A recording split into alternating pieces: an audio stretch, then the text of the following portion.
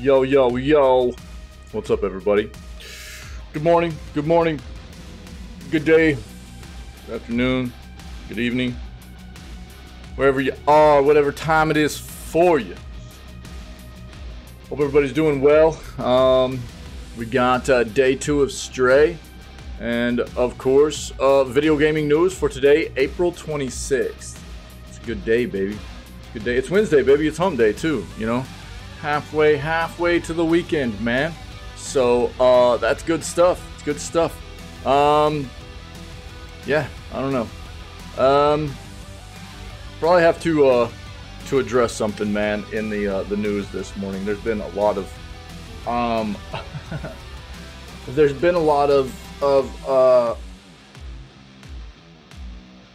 interest and comments hitting on one of the clips taken out of a recent news segment, and I'll probably have to take a bit of time this morning to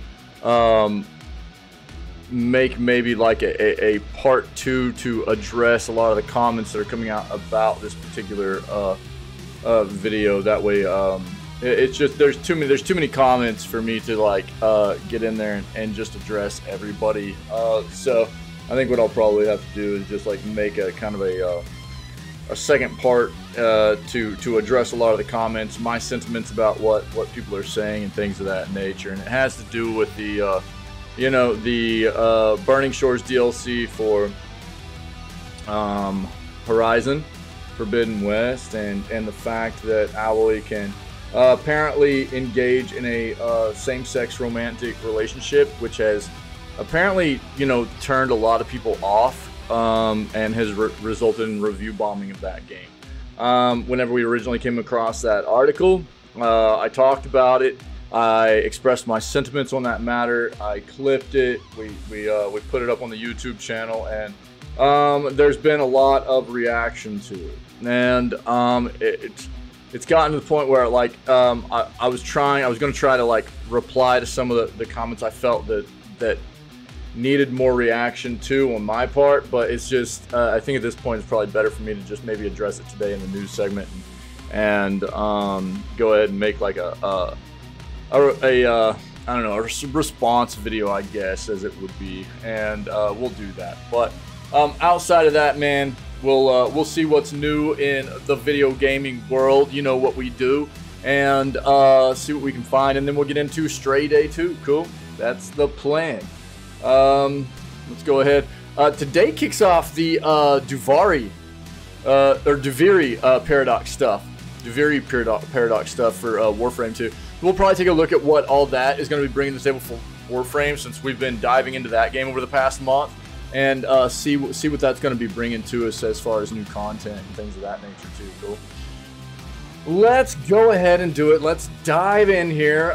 First of all, if you're not familiar, this is BPM music we're listening to. This is the OST, the soundtrack for Bullets Per Minute, a very cool rhythm-based first-person shooting roguelike game. Very cool art style and a dope soundtrack. You guys should check it out, okay? Go ahead and kill the music, and then we will get into video gaming news. Let's go.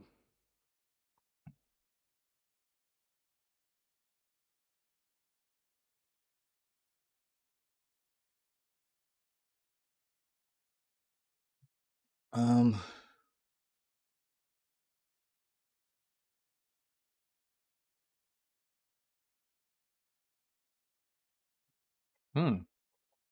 Hmm. All right. Cool.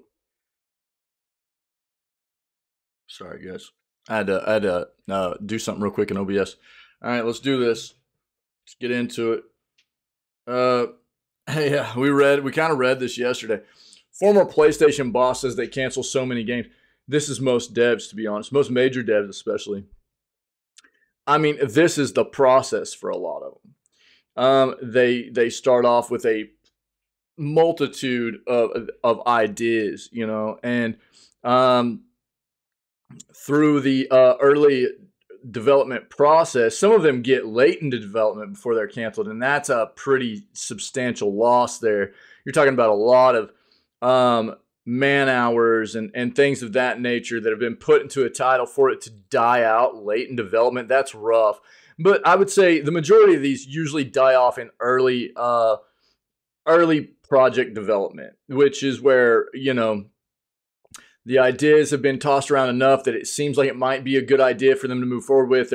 They've decided to go ahead and push forward a little bit, see what they can come up with, and then it gets to a point of like live or die, as it were, for a lot of those projects, and a lot of them get scrapped. Some of them end up coming to fruition and becoming fully fledged released titles, but that's the way a lot of these major developers work. I mean, I don't think that's like news for anybody. And we kind of hit yesterday on it wasn't an article that was solely dedicated to this sentiment, but it touched on it a little bit. It was within the article that we hit on, talking about how PlayStation is not wanting to or what was it? One of the execs was talking about thinking that live service games were boring.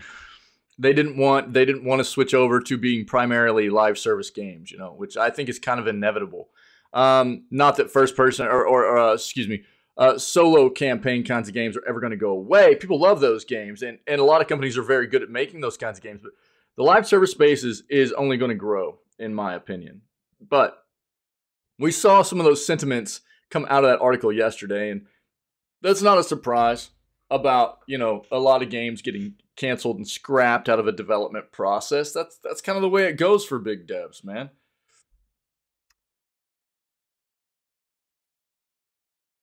When the PS Plus May 2023 essential lineup will be revealed, it'll be very soon. And when it does get revealed, I will touch on it for everybody, okay?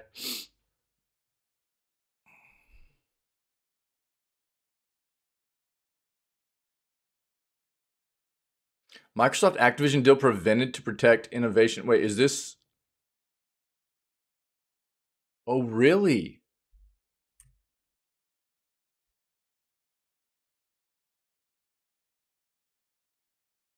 Oh, wow. This is big news, yo.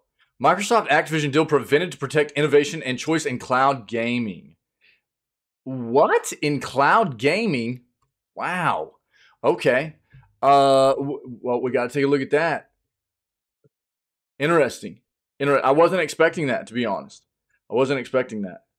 Interesting. Okay. Well, we'll see what comes next. I mean, is there going to be any kind of options moving forward to for Microsoft in this purchase, or is it going to be completely shut down now?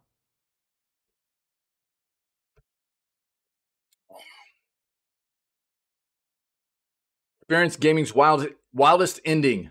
That's going to be a respective opinion, or each individual is going to feel differently about that. But for less than two, this looks like Inside. Is this Inside?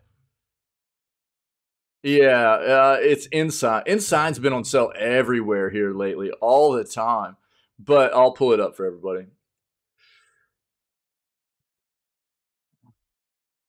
Yeah, the UK has blocked the deal. Let's actually look at Reuters. I like Reuters as a news outlet, so we'll put both of those together just in case. See if we get anything different.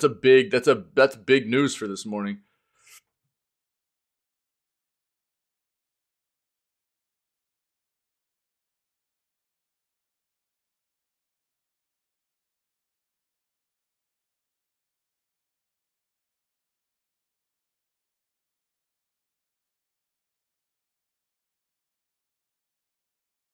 Um, we've already seen a good amount about the Asus ROG Ally. This is going to be like Asus's play at competing with the Steam Deck, if you didn't know. Um, they've got a first impressions video here. How long is this? Okay. Yeah, we might take a look at that.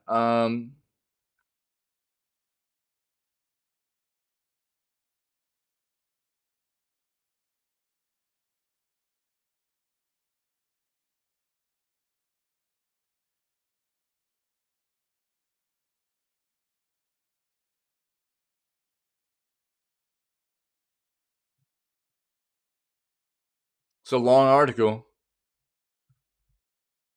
We've known for a while what was in the device internally. I don't know. What I'll probably do is just link this for everybody so you can take a look at it. And we'll talk about my sentiments here and what really makes Steam Deck stand out as far as a handheld PC gaming device as opposed to a lot of the other things we've seen come out, and probably what's going to make it still stand out over something like the Asus ROG Ally, okay? But we'll wait till we get to that article.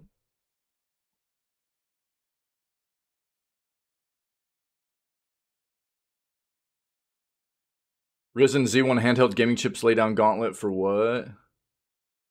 For the Switch 2. Interesting.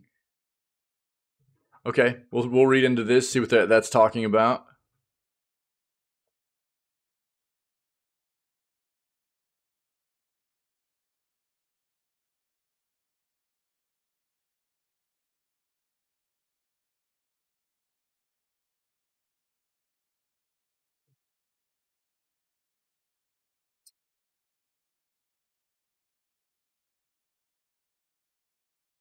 Get these great games for under $10 during Steam's Puzzle Fest sale. Steam users also surprised with 4 free games. Let's go, man. Love free games. On that note, well, whenever I talk about these free games, when I pull this up, we'll talk about the Epic games you can still get for one more day before we turn over into their new offerings for the next week, okay?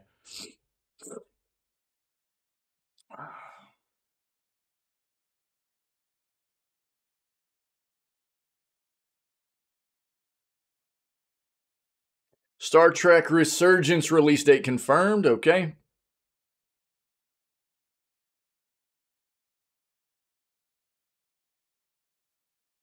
New Valheim update is great news for Xbox gamers. Cool. What a great game.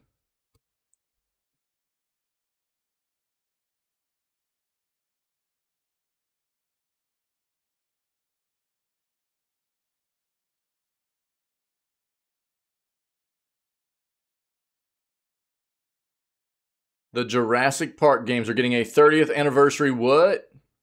Where is that? 30th anniversary retro collection. Nice, man. This is probably going to be on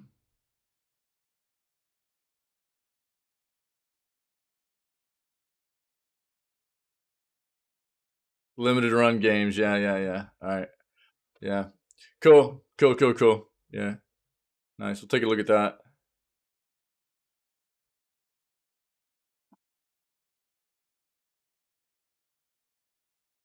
Honkai Star Rail cross-platform and saves. Does it exist?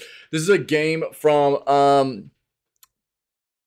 Hoyo that is so same developer as Genshin Impact, right? It's releasing it or released today, and there's been hype about it. So we'll pull it up, get a little bit more information for people that might be interested in playing it. Okay. Yeah, we've hit on this, and I've touched. I'll just tell everybody if you're interested. Right now, we've heard there might be some thermal issues with these X3D processors, though. My advice is be careful first and foremost. This is just something I heard recently, though. We've always known that X3D processors were going to be a bit more sensitive to heat, so it was important to make sure you keep them cool, right? And this is due to specifically what makes these processors stand out, the amount of memory they've been able to put on the level 3 cache of these processors. Now, there's been some reports of issues with these processors recently, potentially. We haven't had a lot of data come through on that yet to know whether or not AMD hasn't said anything. We don't know specifically whether this is maybe something due to the engineering of the chip, or if it's just maybe people not putting good thermal dissipation, on the chips themselves and are encountering issues. My advice is if you're looking into diving into a 7000 Ryzen 7000 X3D chip, do your best to bring down your thermal limits a little bit. So whatever the default thermal limits are on that chip for whatever rig you have, dive in there, bring those thermal limits down just a little bit. That way, if it hits that thermal limit, it'll shut your chip down, and you won't result in any kind of damage to the chip itself. Yeah, so that would be my advice. On the flip side, just performance-wise, across the 7800, the 7900, and the 7950, which respectively are at price points of about $450, $600, and $700, something right around there. The 7800 at $450 is about, I mean, that's your best point for a gaming chip.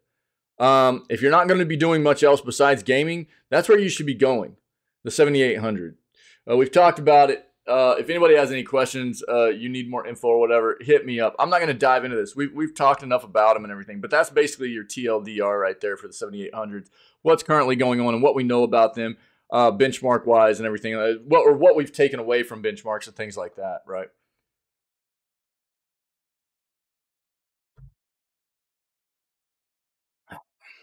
Physical editions of Sifu are now available in North America. Cool. Let's go look at our other search here.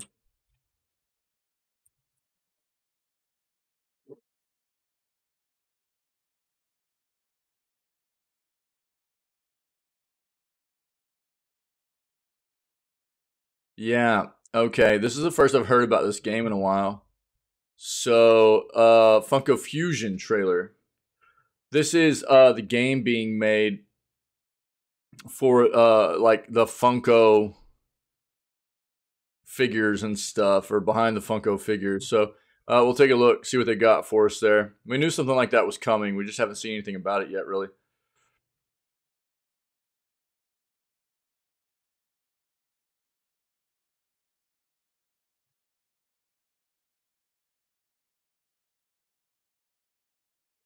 Yeah, we've talked about this. They're talking about a game called Unrecord.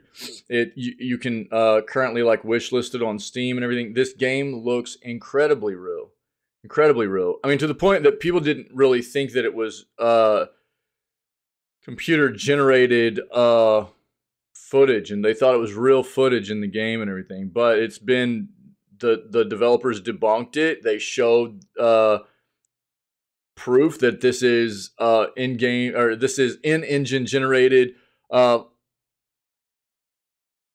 imaging and everything. It's done very well. It's done with like a fisheye lens kind of view, so it's like a body cam. It looks more like a body cam than what it would look like looking first person through somebody's eyes, which is a different take. But I think it adds to the realism of what you're getting also, and everything kind of bounces with what's happening, you know, like, and that's going to turn some people off to an extent, because a lot of people aren't about screen shake and stuff, but it definitely adds to the realism of the game. Every time you take a step, it bounces a little bit. Every time you go and like reload, the camera kind of shakes and stuff with the reload, and it adds to the realism of the game. It looks incredible. Unrecord is the name of this. We've touched on it here recently in the news segment, so I'm not going to dive into it, but you should definitely take a look on Steam at Unrecord. It looks incredible. Incredible. Yo, thanks, Kayla. Yeah, what's up, my friend? Yeah, it was a good game. Stayed up and watched that. It felt good through and through, man. It was a good game. It was a good game. Yeah. And, I don't know, man. I'd like to just go ahead and obviously knock him out in the next one, you know what I mean? And get ready for the next series. We'll see what happens, though. Yeah, Islanders won too. That's good, dude. Cash ought to be happy. They still got a hole to dig out of, though. They're down 3-2 now, right? They're down 3-2 now. Is that correct? I think. Yeah, that should be right. So they still got a hole to dig out of, but yeah, they had to win. They had to win. Yeah, they had to win or they were done. So they've got to win out, actually. Starting last night, they had to win out. So they've actually got to win the next 2 games to actually move on. So that's a tough hole to dig out of. Yeah, they've got to win out. So that's a tough hole to dig out of, man. It really is. It's a daunting kind of thing in the playoffs to get yourself put into a hole like that and move your way out of it. But it's been done. It's been done for sure. So we'll see what happens. But And no doubt it feels better to be in a series up than it is down for sure. So Stars, yeah, Stars game was good last night, man. Yeah, thanks. Yeah, yeah, yeah. Felt good, man. We've got this up already. What's up with you today? Work? You working? It's good to see you. Got that up. EA warns of Star Wars Jedi Survivor spoilers ahead of launch. I'll pull it up real quick. Try to make sure people are able to avoid some of this stuff. Yeah, I got there at 6. Word. Okay. Well, your team should be playing tonight, right? That's correct, yeah. What time do you guys play?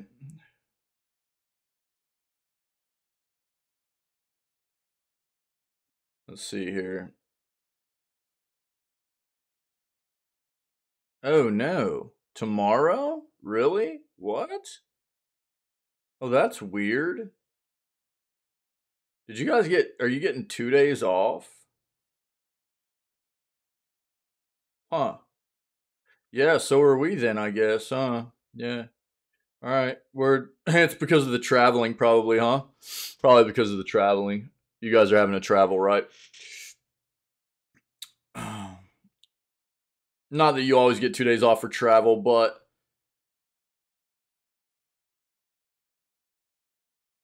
we're at the point in the playoffs now where teams are traveling like, so it was like 2 home games, 2 away games for the top or the higher seeded team, right? It was like 2 home games, 2 away games, then a home game, then away game, then a home game. So right now we're at the end of these series where it's like home away, like that. Yeah. So they're literally neighbors, yeah, but it's also a matter of lining things up for promotion and television and things like that. So that's why they do it like that. But that's because all the teams are going to be doing that 2-day off thing now, right? So they're trying to line up the same teams to be probably taking 2 days off at a time to line up the promotion of it all and everything. Yeah. yeah, yeah. It's still not playing at home and everything though. I think that's kind of what I was talking about. Oh, look at that, dude! Cat bag. Looking for that feels bad, man. Get the random modes in.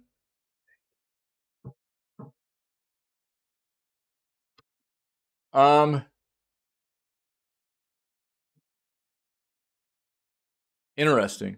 Microsoft has reported its second best quarter 3 for Xbox revenue.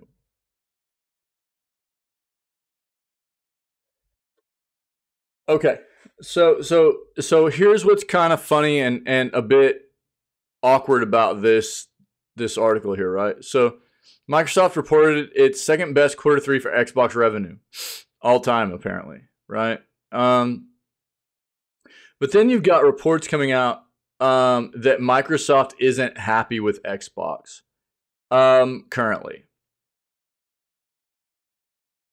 and yeah.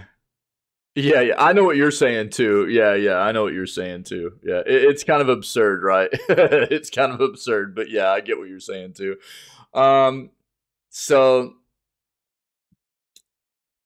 we'll touch on this whenever I bring this article up, but it's a bit of a weird situation. We've seen a number of articles come up here recently talking about how Microsoft apparently isn't happy with Xbox and how they've been doing over the past year. But now we got numbers coming out saying that Xbox, this is the best Xbox has done in a quarter 3 for second best all time. I don't know. It's we'll have to read into it and see. D4, how long it takes to reach level 100. There's so much info on Diablo 4 all the time right now, there's a lot of hype, man. There's a lot of hype, but it looks good, dude. A lot of people are enjoying, have enjoyed the beta. There's another beta coming out. What are they calling it? Like the Server Slam beta, I think is what they're calling it. It's going to be coming up this coming month, and so people are going to get to play more of the beta. And in anticipation of the June 6th release, man. And people are enjoying the game right now, which is awesome. I'm glad. I think the thing that really has me most excited about that is that a lot of what I'm hearing is that it feels a lot more like Blizzard has gotten back to what maybe made Diablo 1 and 2 so well loved. You know, they've taken Diablo 4, they've taken a look at Diablo across the series and what so many people found to be so exciting about 1 and 2, and they took 4 and maybe captured more of that ambiance and that universe that people fell in love with from 1 and 2 that maybe missed a little bit on 3, and brought it back for 4, which I think is very good. You know, that's the impression I'm getting right now, anyways.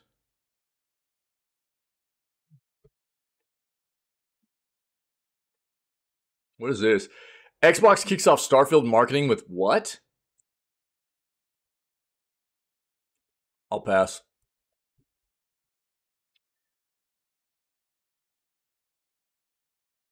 Ooh, Call of Duty was reportedly down for thousands. See what was going on there.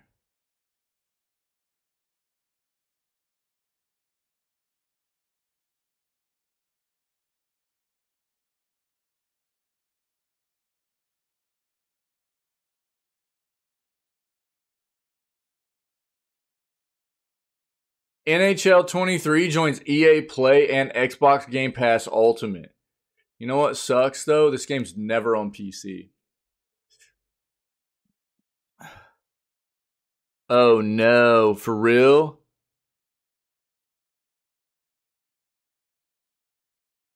Yeah, wow, that's wild. Weird. Huh. Um Get ready for an unforgettable hockey experience, which is the same exact hockey experience you've been getting for the past decade, just with another a new year slapped on it. Look, let's be honest, okay? I used to play the crap out of these games. Back in the early 20 teens, through the mid 20 teens, I played the crap out of the NHL games, and I loved them. But they ultimately, EA really, they do this with all their sports games. I'll talk about it when we get in here, but I've never understood why they didn't take this game to PC ever, which is gross. That just doesn't make sense to me. But you know, they probably got reasoning behind it. But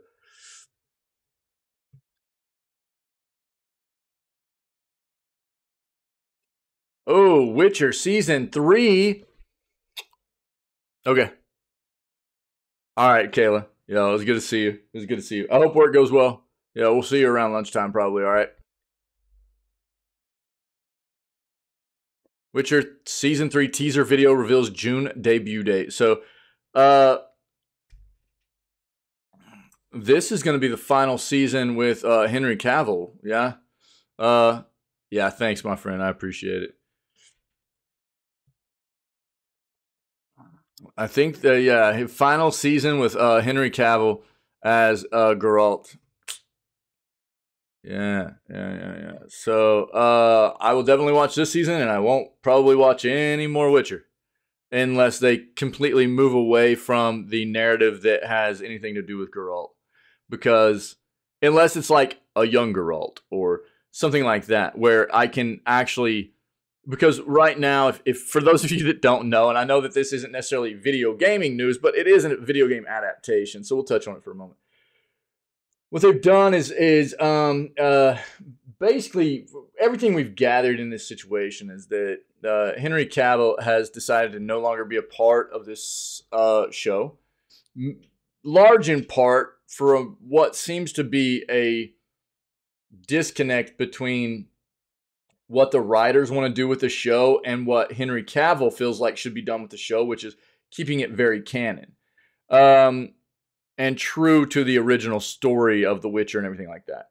Henry Cavill feels like that's the way this should be done. The writers want to just kind of go off on their own, little tangent about whatever they want to do and not keep it canon. And that doesn't fit with him, doesn't sit with him very well. So it never has. He's been fighting this for a while, apparently, and he's just kind of tired of it from what it appears. That's just kind of tidbits of what we've heard. And so he's decided to no longer be a part of it. Now, what we've heard is that Netflix has decided to go ahead and replace him with Liam Hemsworth.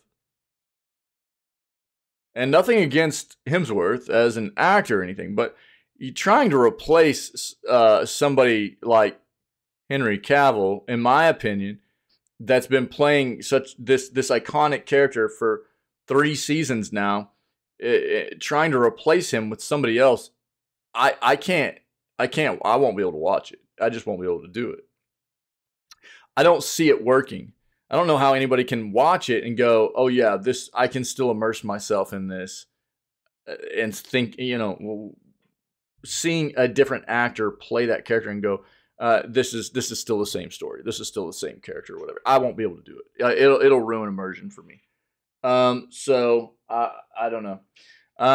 Again, they've got a lot of potential here with The Witcher as a universe to spin off into a lot of different areas, a lot of different characters, things like that. And I think they will, but I don't know that moving forward with this particular Witcher series and trying to replace Henry Cavill is the play. But I am excited for season 3. I am. Dead Island 2 has sold over 1 million copies in just 3 days. Interesting. I'm not going to dive into this. This is what I'll tell you. This game has not looked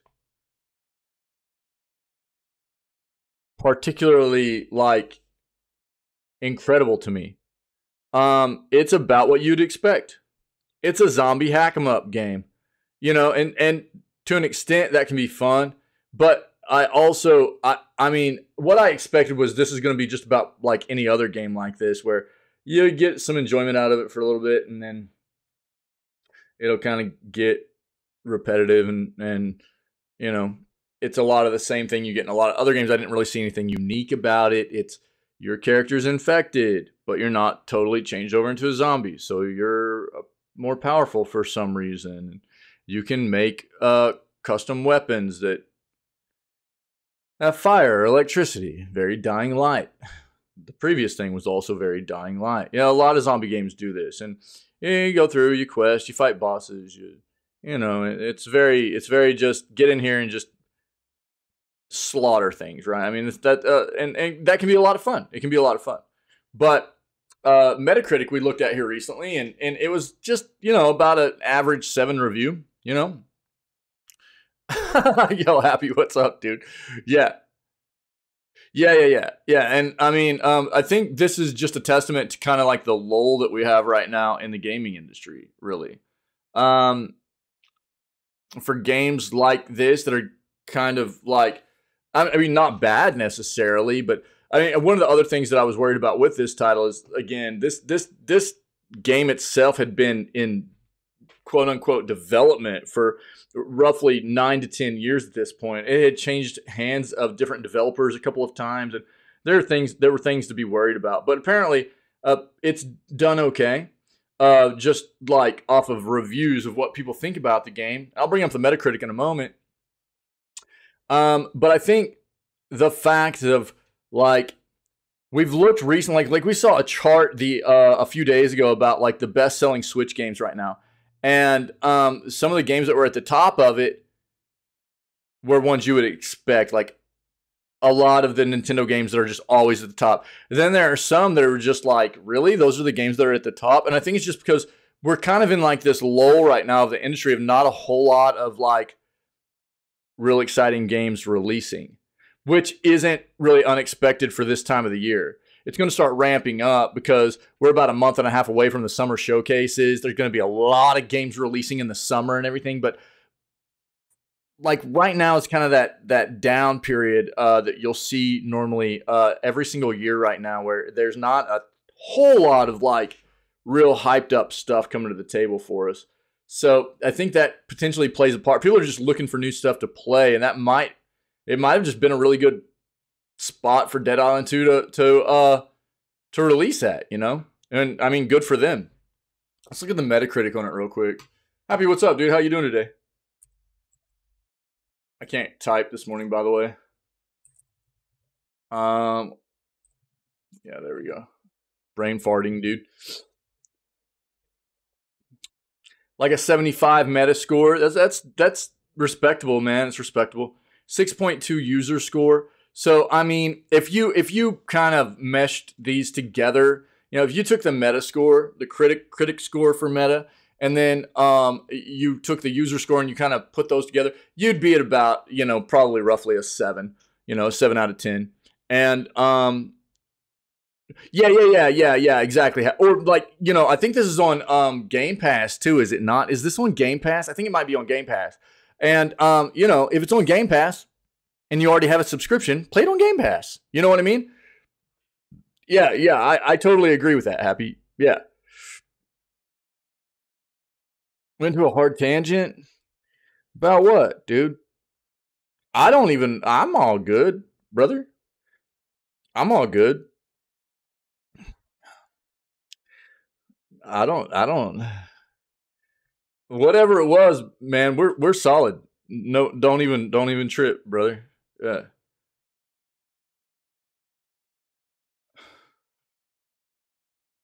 You're talking to somebody who goes on tangents all the time, dude.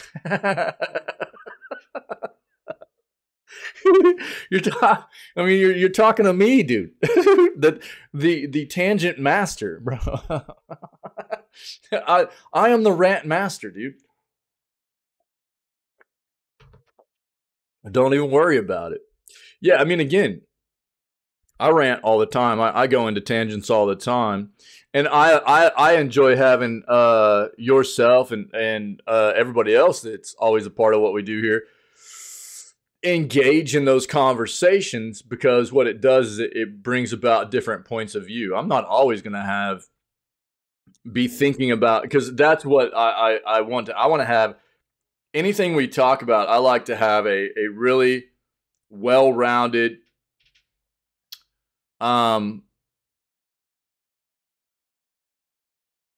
conversation about any way we can come in at those particular subjects. Any way we can view and address those subjects that maybe one of us or myself might not be thinking about. I think that's a very important thing. And ultimately, I'm never going to be thinking completely about all the ways to address any particular situation or topic, and that's why I appreciate you guys providing input. That's not that, dude. No, no, no. I just don't. I mean, I guess it's more about like I get on tangents so much that I feel like there's nobody around here that outrants me, bro. So I guess it didn't come off as anything abnormal, dude. So it didn't seem bad or anything. I don't know, man. Yeah. I don't know. What were we even what was it, dude? I appreciate you trying to make sure we're all good and stuff, but and apologizing. Look, man, normally here's the deal. If something comes up in the community, and especially with like longtime community members and stuff like that, if anything comes up that I particularly have an issue with, I will kind of subtly address it, and I'll try to address it in a way in which, it's like low key, yo, let's chill out or whatever,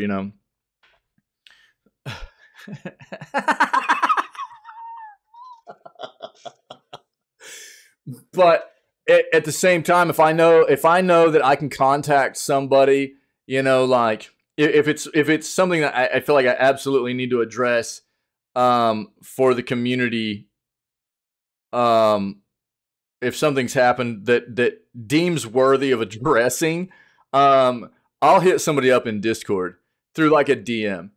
I don't want to be putting people on blast if it doesn't need to be. But if something needs to be called out, I'll call it out.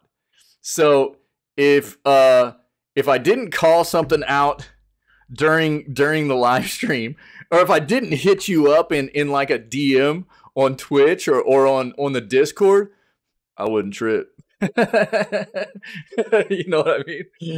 So yeah. But I mean, I appreciate it. I appreciate the sentiment, trying to make sure everything's solid. No, just probably need more of it, I guess, dude. Oh, bro. So yeah, I mean, again, like this is a game where you're hitting a 75 meta score and a 6.2 user score, and you put those together, you're at a respectable 7. I mean, again, a 7 I think is that's not a bad score, right? That's a you're gonna have an enjoyable enough time in this game, yeah, especially if you're into games with that. You know what you're getting into here, what you're looking to play, and what you're going to be getting out of this. I don't think it's going to be anything that's going to blow you away. We're not talking about something that's getting like a score in the 8s, or especially nothing up in the 9s.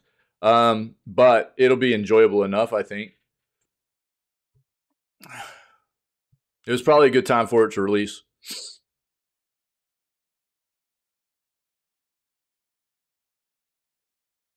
The GTA 6 stuff is insane, bro. It's just that every single day there's clickbait. Every single day there's clickbait. Rockstar Games might announce GTA 6 during Sony's State of Play. Yeah, they also quite possibly might not. This is just clickbait. Everything about GTA 6 right now basically is.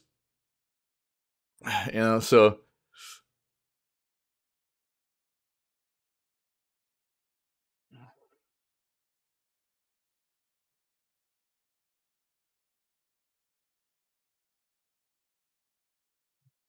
we got a lot of articles.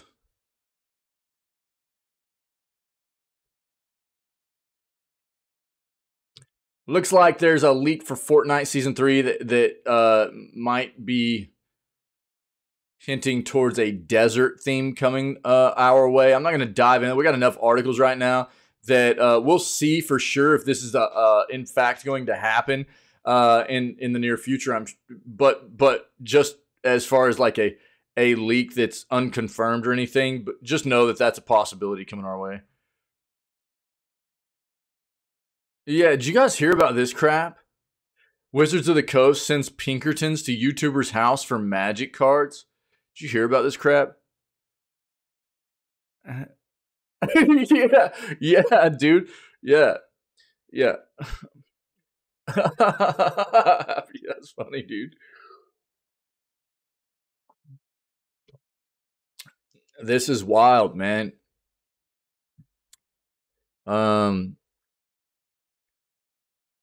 This is a weird situation.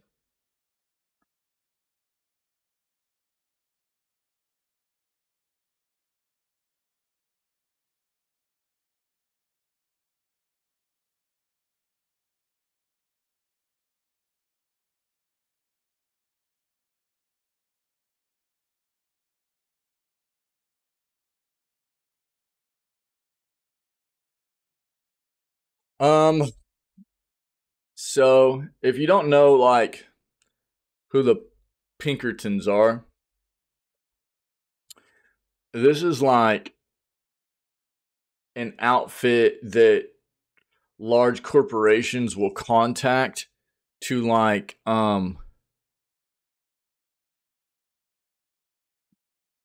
get things done for them, if you will. You know, kind of. If there's anything that needs to be taken care of that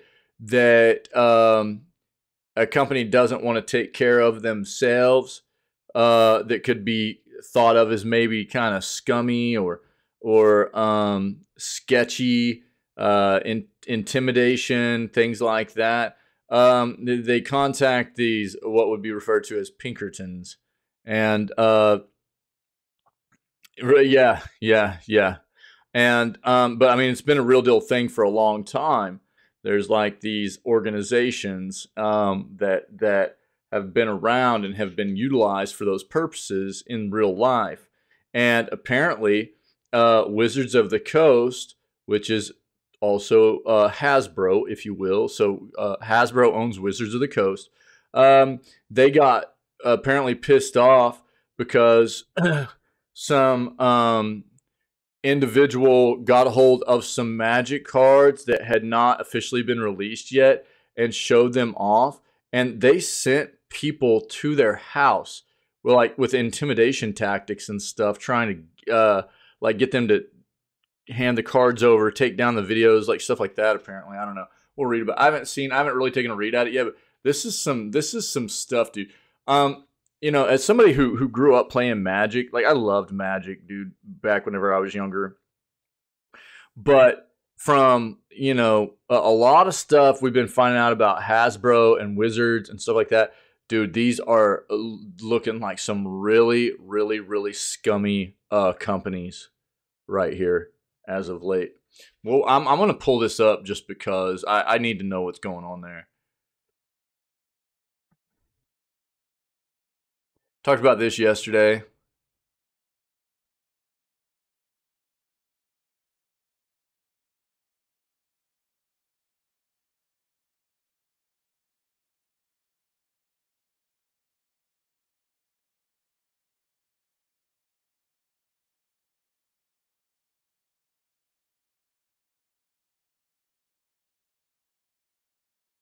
Ooh, Necro trailer. Let's go, dude. Diablo 4 Necro trailer.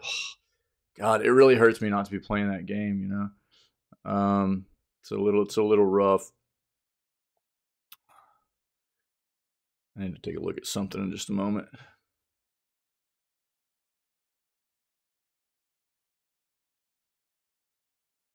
These game news, I just can't dive into those, man. They're so badly translated. All right, let's stick with this. This is a lot of articles, man. Let's stick with this, okay? Reject! What's up, dude? How are you, man? Wizards of the Coast sends Pinkertons to YouTuber's house for Magic cards. Hold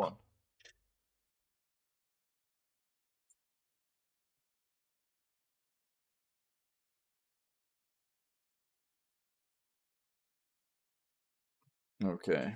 Give me 1 second, guys.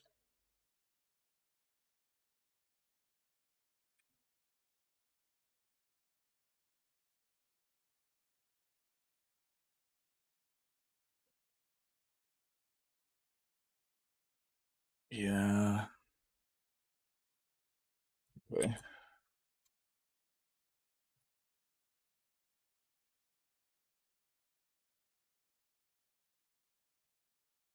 Okay, there we go.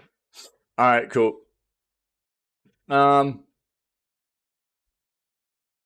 Yeah, so we'll just start off with this. Like I need to put something else in here too real quick.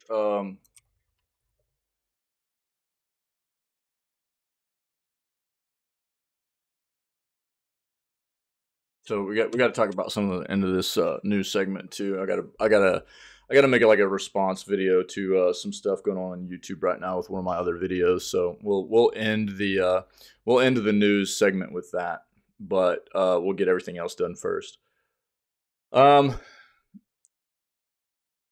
So I don't know that they stole it necessarily, and I don't know. That's what I want to find out. Really, is like were they given these cards initially? Were they put on a non-disclosure agreement? I mean, those are the things we need to know, right? But here's the other deal though, Happy. Like, if that's the case, right? If this individual was like brought in as part of, you know, like one of their, like, you're an influencer, you're a big part of our, you know, the people that follow our community and our content and stuff. So we're gonna give you a sneak peek at some of our new content coming out, but we're gonna put you on a non-disclosure agreement or whatever. You can't show these off. And then they did that. You don't send Pinkertons after them, dude. You take them to court. All right. This isn't a matter of like you don't. There are correct and incorrect ways to handle this kinds of things, right? What this does is if this is the case, and we're going to find out right now. But if that is the case, then, you know, what it does is actually shows exactly what kind of company Hasbro and Wizards of the Coast is, right? Pinkertons reject. So let me just bring up a definition of Pinkertons for everybody right now, okay? So Pinkertons are an organization that have been around for a long, long time. It's what would be referred to as an organization that basically handles kind of sketchy or things that a business would not want their name to be attached to. They'll get the Pinkertons to handle it for them, right? So things that might be kind of against the law, or intimidation tactics, or anything like that, right? So let me bring up the Pinkertons, okay? Um,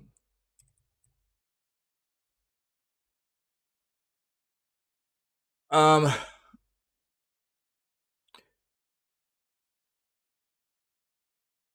so it actually, like, it came out of a security guard detective agency established around 1850 in the U.S.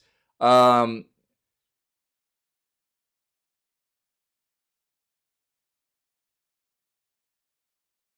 yeah, so following the Civil War, the Pinkertons began conducting operations against organized labor. Um,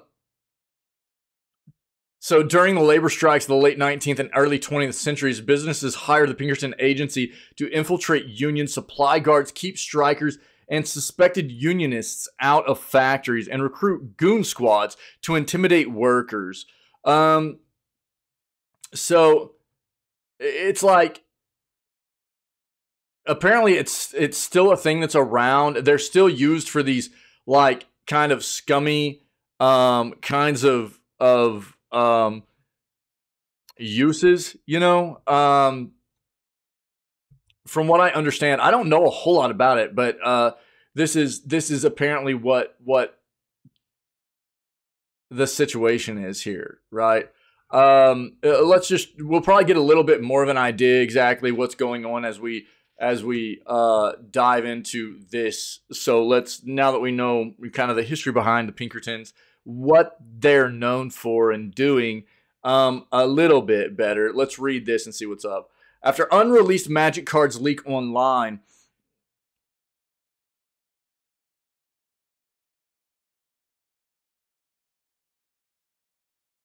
well, here's the other thing, Happy. I mean, if it's your content, if you own it, right, and it's not supposed to be released yet, you can basically just also put in a DMCA request on YouTube. And if you're the owner of that content, it gets taken down like that. There are different ways to address. You can put a DMCA strike in on it, and it'll be taken down like that. For these big corporations, it absolutely works like that on YouTube. And platforms like that, as well as going through the litigation process, right? So, I mean, this is I mean, that's the thing, is like, there are, I mean, I'll stand by that. There are good and bad ways about going about addressing these things, right? So we just need to read and find out exactly what's going on.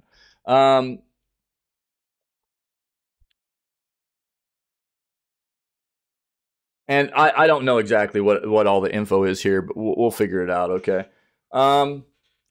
After unreleased magic cards leaked online, franchise owner Wizards of the Coast sent private detectives to repossess them from a content creator.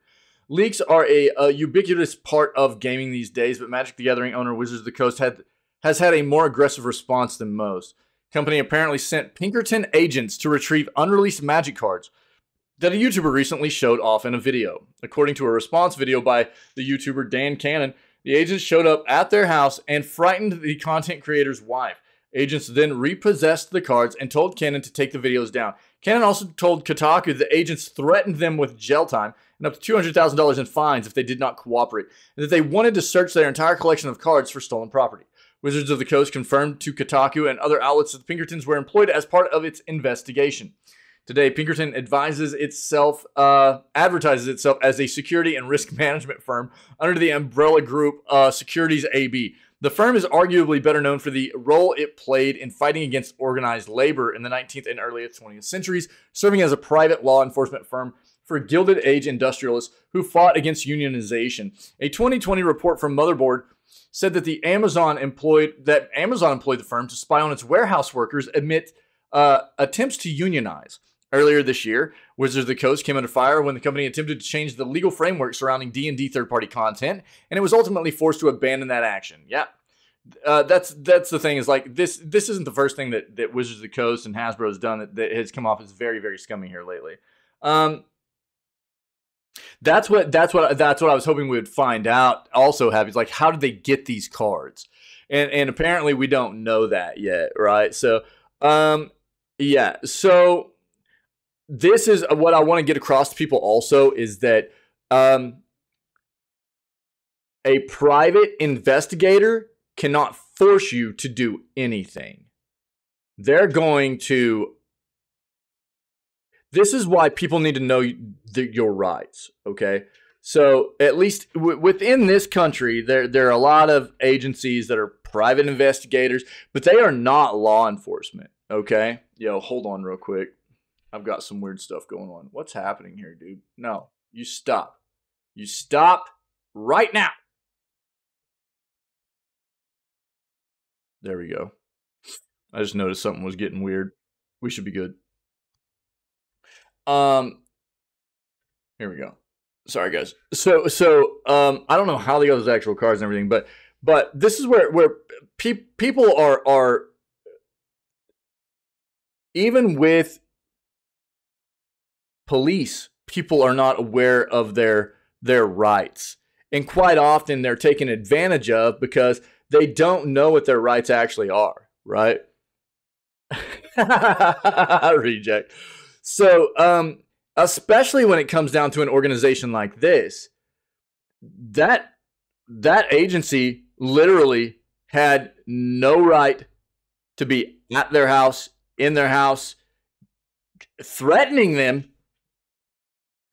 I mean, they want to threaten, like that. That's as far as I'm concerned, that's grounds for like a countersuit right there. Having people or an agency come to your house that has nothing to do with law enforcement that's threatening you. I mean, there's a lot of different ways that can go, but people aren't, they get into these situations where they're not expecting it and they kind of panic and they're just like, oh my God, you know what I mean? And they don't think necessarily on their feet about what the current situation is and who they're dealing with, and go, yo, are you official? Like, are you law enforcement? Let me see your credentials, and do you have a warrant, to be in my house? Then get out of here, That's really what should have happened here. But I have no idea how this individual got these cards. Yeah. You've been in a house that had warrantless police shove the door open? Oh, dude, I'd have sued the police. I'd have wrecked them, dude. I mean, that's the thing, though. That's like, so, that's where, again, I think a lot of people, the more educated, the better educated you can be, whether it be in the U.S. or whatever country. You know what I mean? What your specific laws are for wherever you live in regards to not letting people take advantage of you in these kinds of situations, whether it be dealing with people that are trying to present themselves in an official capacity that aren't actually, officials, law enforcement officials or what have you, or actually dealing with law enforcement officials that are trying to get over on you by bending or even breaking laws, because you don't know your rights. That's where it really, really is good for people to have an understanding of where your rights are and what you can and cannot do and what they can and cannot do and things like that.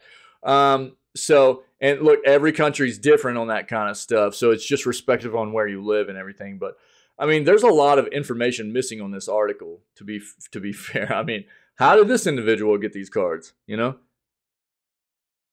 Is this just like it almost seems like it could just be a ploy for both Wizards and this content creator to be in the news.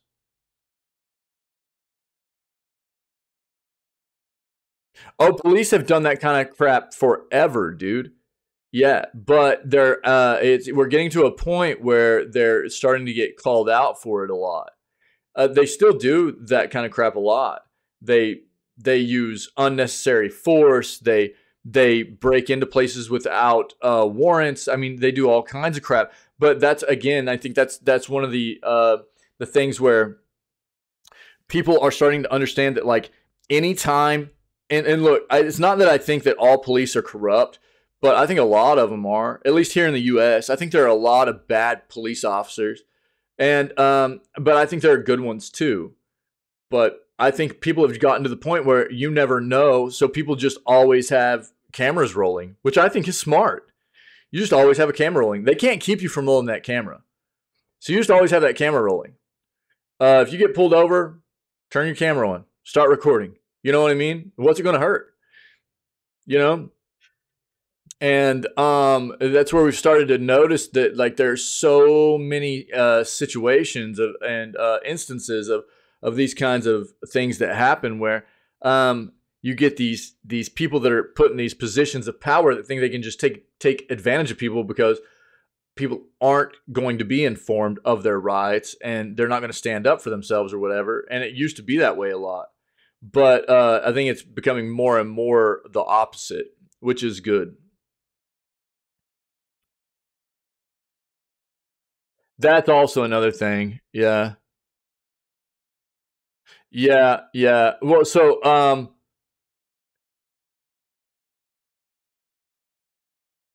the thing is, like, if you in fact have done nothing wrong, there are plenty of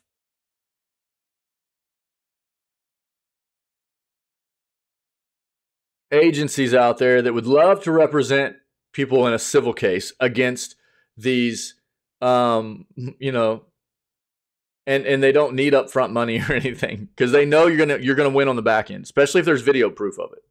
You're gonna win on the back end. They're gonna take a chunk of that, but that's why, you know. I don't know. We're getting off on a tangent here, but they 100% can keep you from recording, not legally, but they'll try their very best. You're absolutely right. Not legally, they'll try their very best. And that's another one of those things. They'll use intimidation tactics to get you to turn it off and everything. I mean, me too, dude. Me too. They'll try to use intimidation tactics and stuff, but all you got to say is no. It's in my right. This is a public thing, and you know, I'll keep my camera rolling. Thank you. You know, the thing is, you just be polite and you just do, you know, like. But if you've done nothing wrong, there's nothing you should be afraid of. And if they escalate things, then 9 times out of 10, it's they're in the wrong. Something they've done is outside the box of what they were supposed to be handling the situation, and it's going to fall on them, you know. So I don't know. We'll get outside of that now, but we need more details about what exactly happened here. But this is a weird situation, man. You know, it's weird. Diablo 4 Necromancer trailer is all about hordes of undead and blood. Dude, perfect. Today, Blizzard Entertainment released another trailer of its upcoming RPG Diablo 4, focusing on one of the playable classes you'll find in the game. This time around, take a look at the Necromancer, with the trailer showing both Mastery of the Undead and Blood Magic, which are the class's main playstyles. This is the last class trailer ahead of launch and follows 4 more featuring the Rogue, the Sorcerer, the Barbarian, and the Druid, who definitely take a rather diverse approach to fighting the hordes of hell. Take a look at the Druid action below. That should say Necromancer. We already watched Druid. This is specifically for the Necromancer, though. Thanks.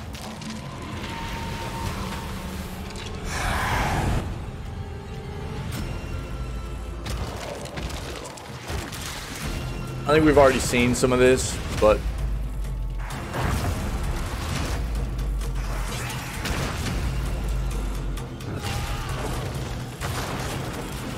it's insane, man.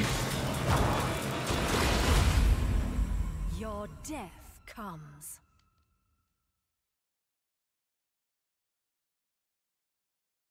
Necromancer. Necromancer. Necromancer. Where's the Necromancer gang? Let's go. Diablo 4 will release for PC. I'm sorry you had to deal with that, Happy. That sucks, dude. Diablo 4 will release for PC, Xbox Series X, S1, PS5, 4 on June 6th. It's almost 2 months away. No, it's not. That's like a month and a week. It's not even close to 2 months, dude. Oh yeah, Happy. Yeah. The schnozberries taste like schnozberries, dude. It's been a long time, but yeah, it's a great movie. They got a lot of other links in here for other info about the game that's come out and stuff, so if you want it here. Activision's Call of Duty reported down for thousands. Report came in minutes before 5 p.m. Eastern time, and appears to be affecting both, this was yesterday, affecting users of both the gaming console and PC desktop versions. By 5:30 Eastern, over 8,000 users were reporting connectivity problems in the US, more than double the numbers recorded by Down Detector when the outage first occurred at 4:56 p.m. Cyber News also had intermittent troubles connecting to the Call of Duty website. Over 2,500 users are being affected in the UK. That number has also increased since the outage began. Hundreds of users in multiple nations around the world are also reporting the video game being down. Over 90% of the issues are related to server connectivity, while an average 10% or less of users have reported issues with gameplay. Less than 2% are having login troubles, Down Detector reported. Considered to be one of the world's most popular gaming franchises, Call of Duty, first-person shooter video game created by Activision. Yeah. So far, there's been no word from Activision on what is causing the outage. I wonder, let's see.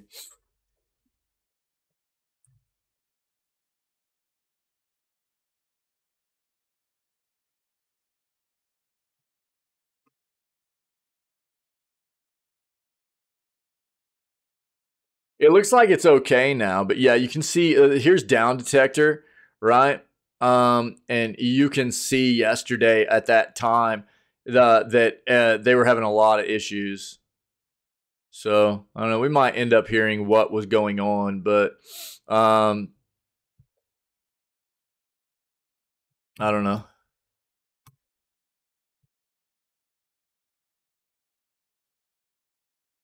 Oh yeah. You were talking about it the other day, and I just saw it on Hulu. I've been caught up in watching some other stuff right now, but that's Broken Lizards, isn't it?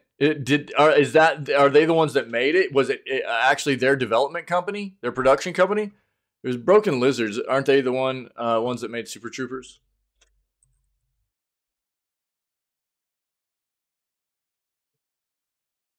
Yeah, Broken Lizard Comedy Group. Yeah, so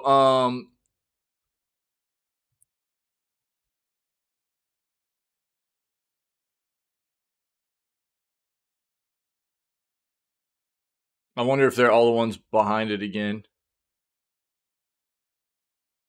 Farva, dude.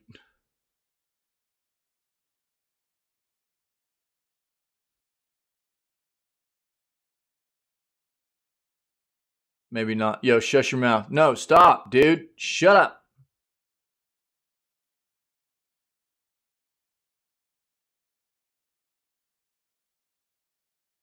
Yeah, it's got a bunch of them, dude. Nice. Yeah, dude.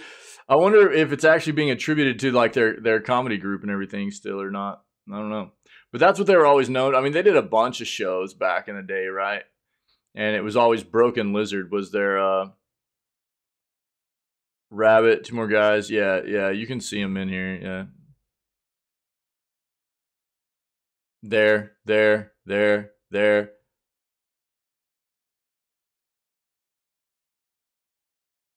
Yeah. Yeah. Yeah. I want to watch it. I saw it on Hulu the other night and I was like, oh man. But I was watching the end to do the season finale for a show I've been caught up in for years now called Snowfall. I've loved that show, man.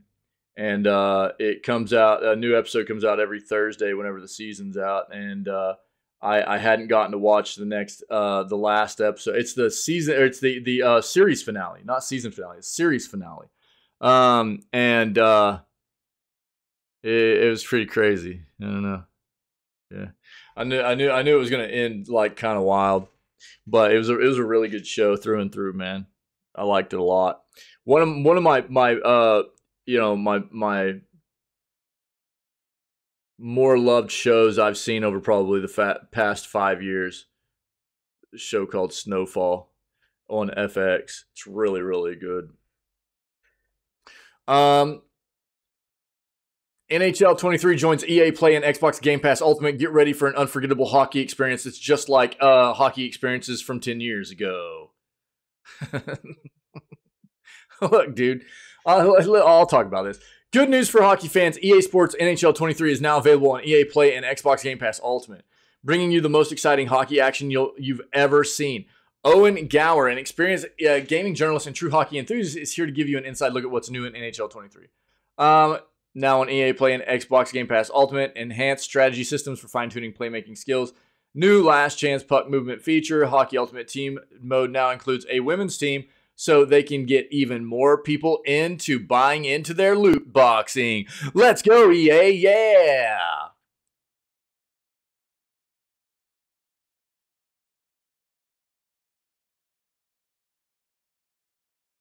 Yeah, this is Snowfall, dude.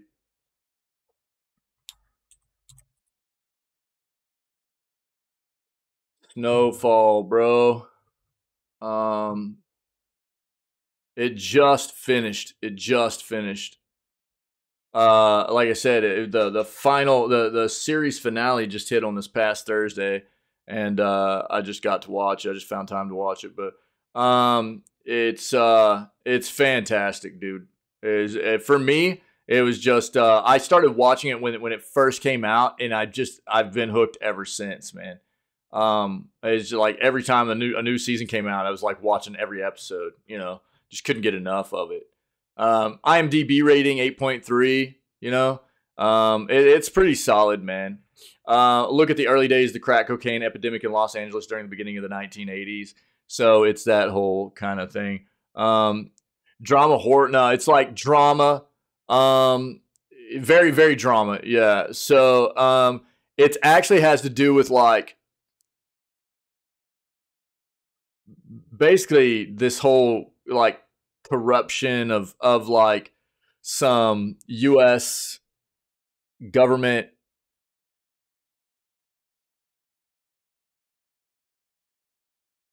like CIA stuff where they're like bringing in cocaine to like fuel wars around the world and how it affects like um this is basically the main character. Main character gets involved and starts running a big like drug trade through LA and everything, and he's part of like what is fueling this, and dude, there's a lot that goes on. So he like brings a bunch of his family in, and then there's a bunch of strife that comes in between the family and the government agents and stuff like that too, and it's really wild, dude. It's a wild show.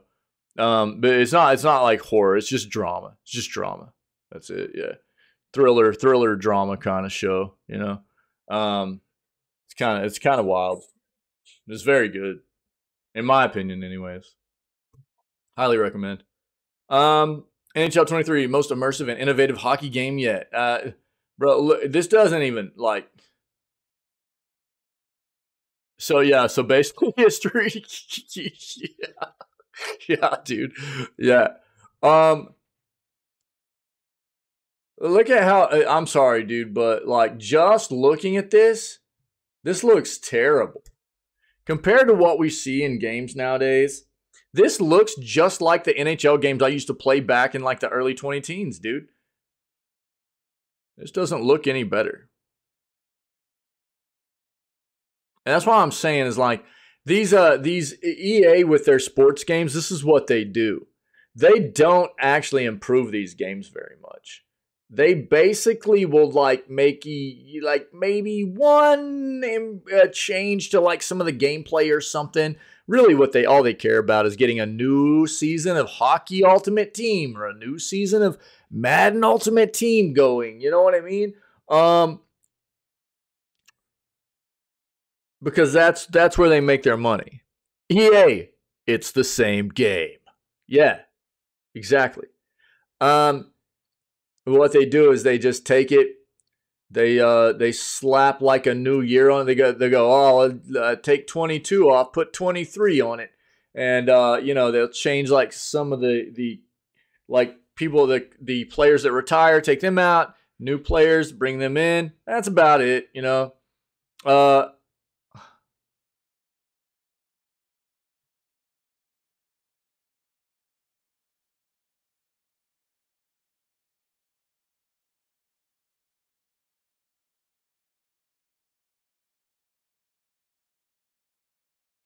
I mean, I guess here's the deal. Like,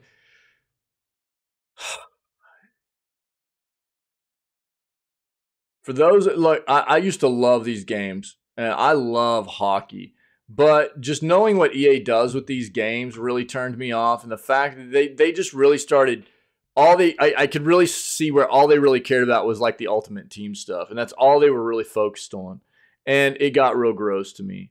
So I just quit playing them. Oh, I'm sure, probably, yeah. I don't even know. I haven't played FIFA ever, really, dude. So but probably so. I don't know. I mean, this is what they do, you know. But if you're interested, I mean, it's going to be EA Play and on Game Pass Ultimate. So, you know, give it a shot. I mean, I always had a lot of fun playing these games. My thing, though, was playing, they always had a club mode where it was like you had your own created character. You would get on a club with other people like friends, and then you would play club games against other clubs, you know, and that's where the fun was at for me. They started ruining that game mode back in the day too. I think they've gotten it back to a better state nowadays, but they kind of lost me a long time ago. And dude, I don't think that this is going to be on PC. This game traditionally has not been on PC. So, I think that this is just going to be EA Play, Xbox Game Pass Ultimate for console. I don't know that I don't think this is going to be on PC, dude. I don't think. I mean, I'll try to pull it up real quick. I'll link this for you first.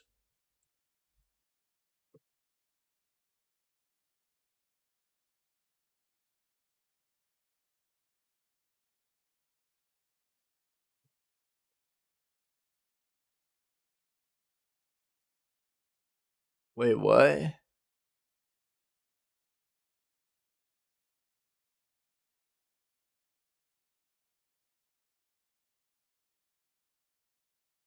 It's never really been on PC, and that's why I would not expect it to be.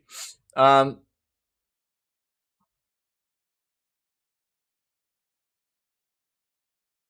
Dude, give me a break.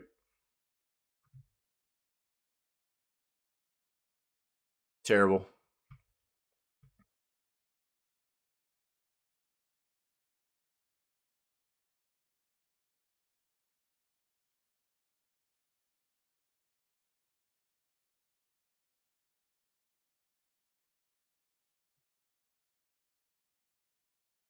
Yeah.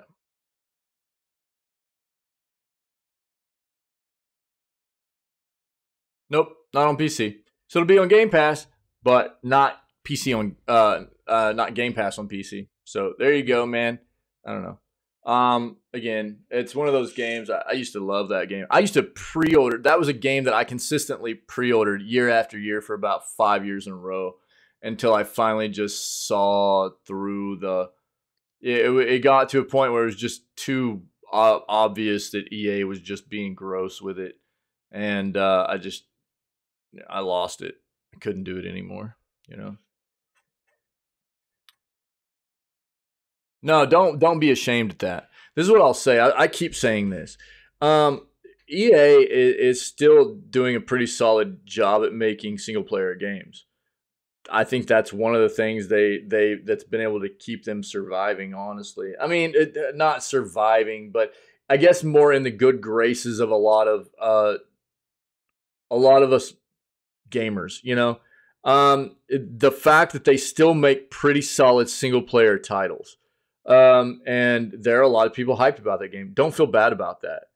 I think the thing is, like, people hate on EA a lot because they deserve that hate. They're greedy, dude, and they're a scummy company. Especially when you think they're sports titles and stuff, which is why we sit there and talked about that for a second.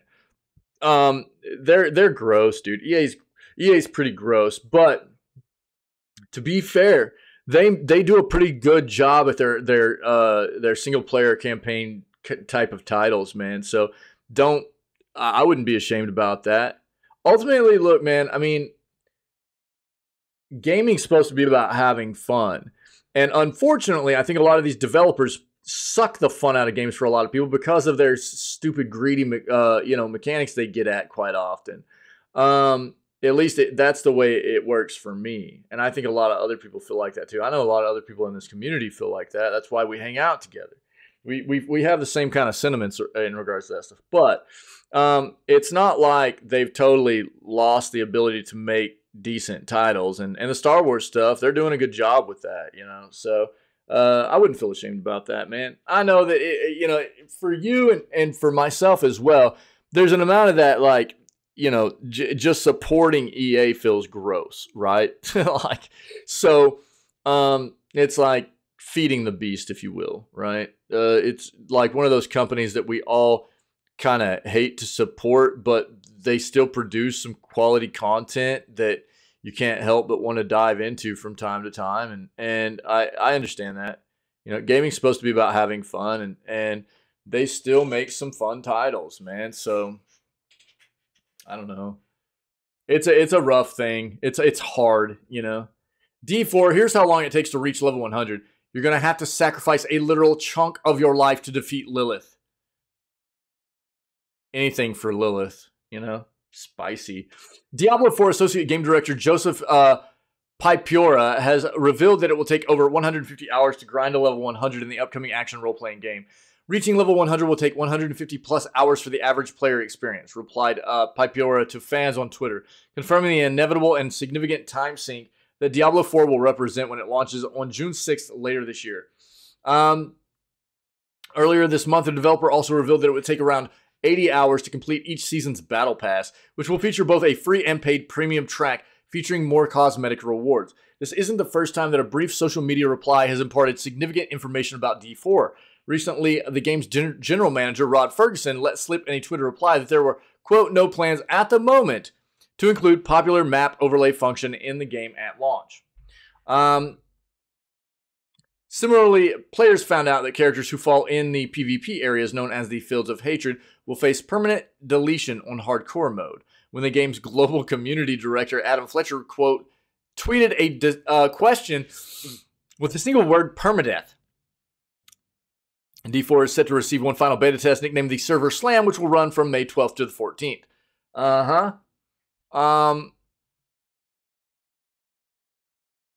Yeah, if you need more here, I'll link this. There's a video down there and stuff too. We've seen a lot of stuff out of D4 here recently. What do you mean, why is it on IGN Africa?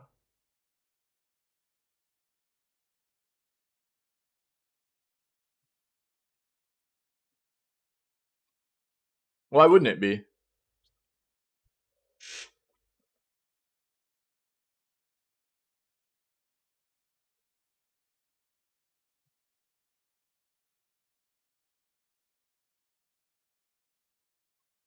Not sure I'm following, man.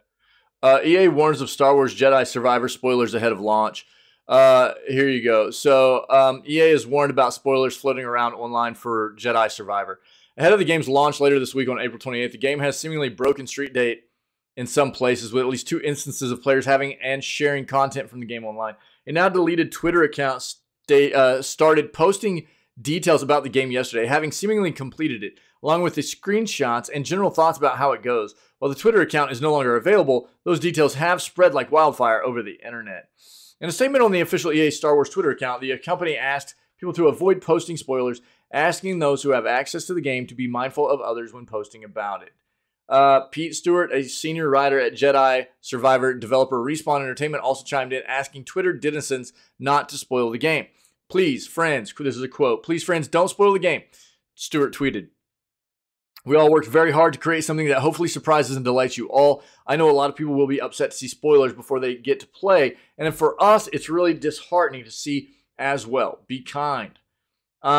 Andy McNamara, who's the official director of integrated communications for Star Wars at EA, also asked players to be respectful of the experience for others. Excited players might want to avoid Twitter and Reddit if they want to stay safe and keep spoilers out of their sight. We've also seen at least one TikTok with some light spoilers, which is a bit frustrating since you're less able to filter out potential spoilers there. Maybe just stay off of TikTok. How about that? You're also unable to filter out Angry Birds playing Smash or Pass on TikTok, but that's just the world we live in. Yeah, we hit on that yesterday. If you just can't wait for more Star Wars gaming goodness, you might want to check out Star Wars Jedi Survivor Preview. Also take a look at the final trailer for the game, which is fairly light on spoilers, but might give away a touch more than some people might want. Yeah, look, I mean, this is not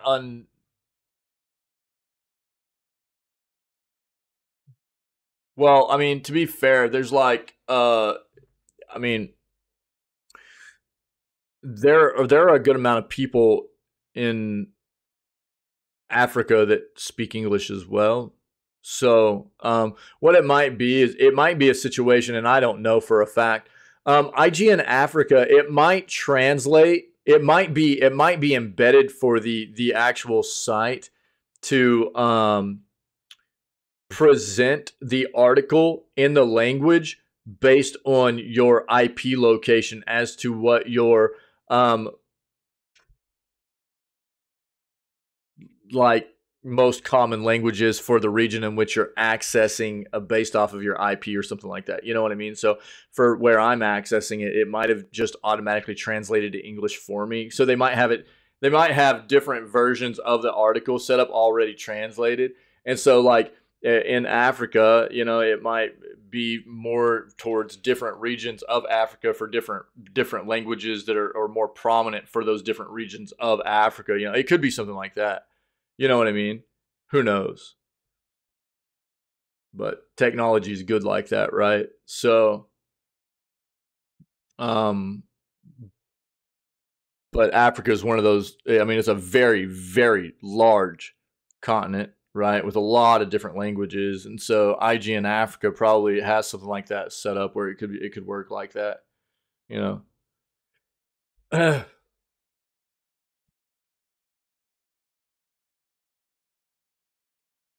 Games like this that get hyped up, and I'm not sure of that. It's just something I thought of off the top of my head, you know. So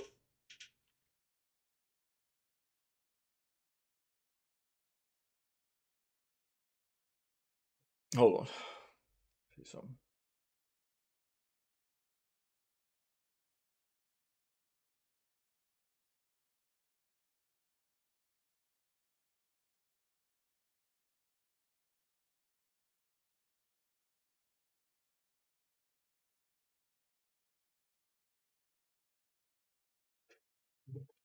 Um, so games like this, anything else that's a very anticipated game and really hyped up. I don't think this is. I mean, I understand why they're. You know, obviously, you know the developers behind the game are trying to make people aware that there are spoilers out there to try and prevent people from being exposed to the spoilery kind of content if they're not looking to get into it before playing the game. And I think that's one of those things that I try to make people aware of all the time is that being conscientious of the fact that a lot of people, you know, these pieces of entertainment, a lot of people want to experience for themselves the first time without it having been spoiled for them. So, you know, but there are a lot of people that just don't care, and they're like, oh well, I know what's going on, and I'm going to, you know, I got to experience it before you, so I'm going to ruin it for you or whatever. People just kind of suck like that sometimes, and maybe there are a lot of people also that aren't necessarily trying to spoil, but they're enthusiastic about the experience, and they're trying to, you know, break down a lot of the content and talk to other people about it and things like that. And so it ends up becoming spoilery kind of stuff because they have experienced it before other people have. There are different reasons in why this kind of thing happens, but ultimately, I mean, the fact that I do the news segment every single day, you know, there are games that are always coming out that I haven't played yet that there's information on. I just avoid it. I avoid it. I'll literally just completely avoid certain like we're getting closer to Tears of the Kingdom. There's already been stuff that's come out about Tears of the Kingdom that I've avoided because it seemed to be spoilery kind of content I didn't necessarily want to be exposed to before I play the game. So you know, I think people just have to be aware of the fact that if a game's coming out that you're hyped about, but especially is a game that a lot of other people are hyped about, You have to be careful. That's really what it comes down to. Microsoft has reported its second best Q3 for Xbox. So on Tuesday, the company announced its results for the third fiscal quarter ended on March 31st of 2023. Microsoft said revenue from Xbox content and services, which is by far the division's biggest money generator, was up 3% year over year, driven by growth in Xbox Game Pass. Update.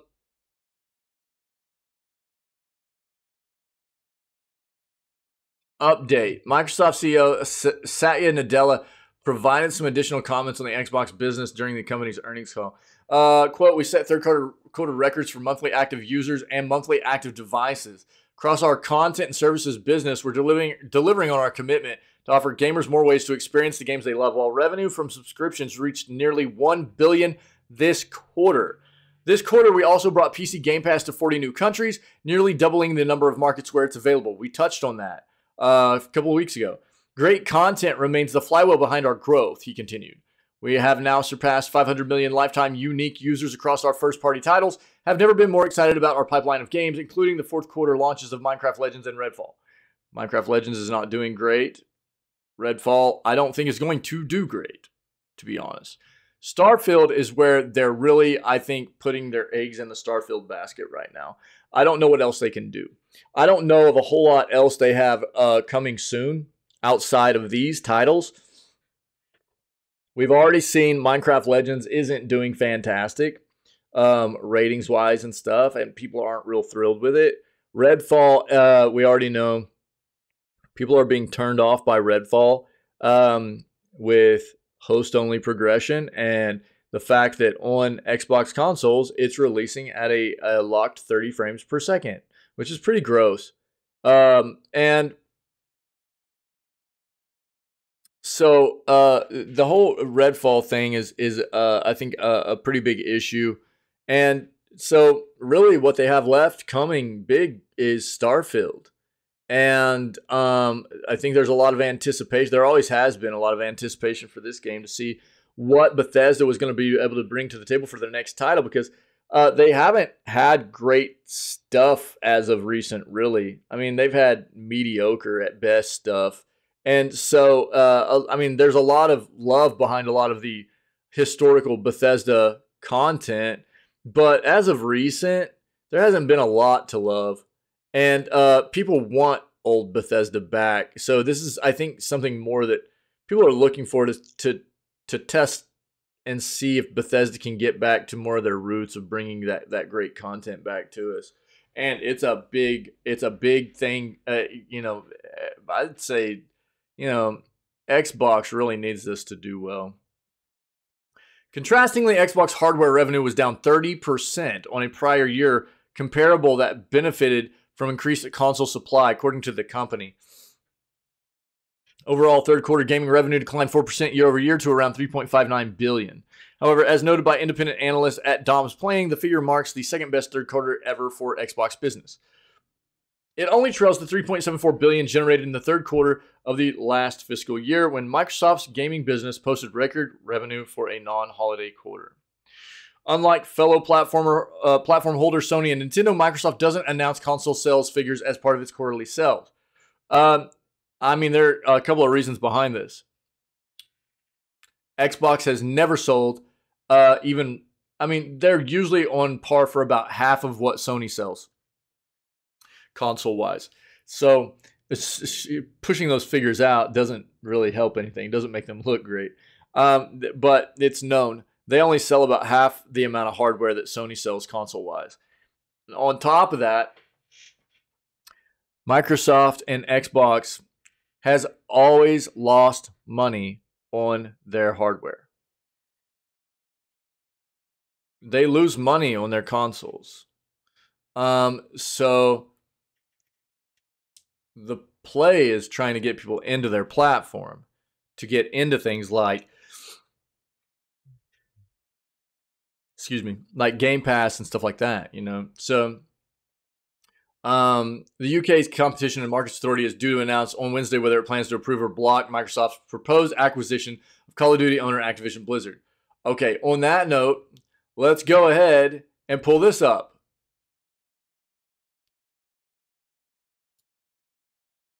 Which is talking about the block. So, it has been blocked. UK blocks Microsoft's $69 billion Activision deal over cloud gaming concerns. So, let me take a drink of coffee real quick and we'll keep going here.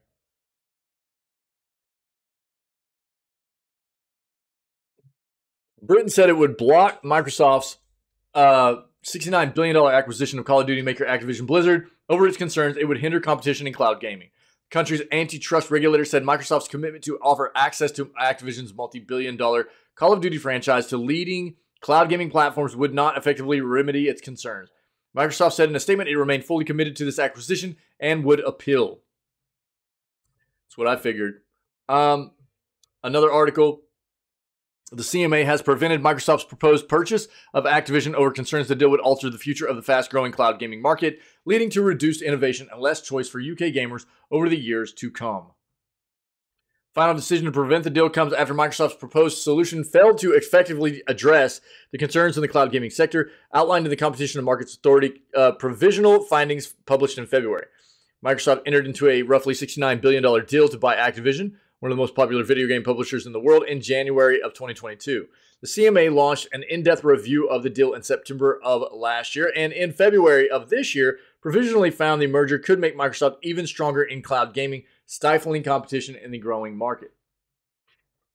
Cloud gaming concerns. The UK cloud gaming market is growing fast. Monthly active users in the UK more than tripled from the start of 2021 to the end of 2022. It is forecast to be worth up to £11 billion globally and £1 billion in the UK by 2026. By way of comparison, sale of recorded music in the UK in 2021 amounted to £1.1 billion.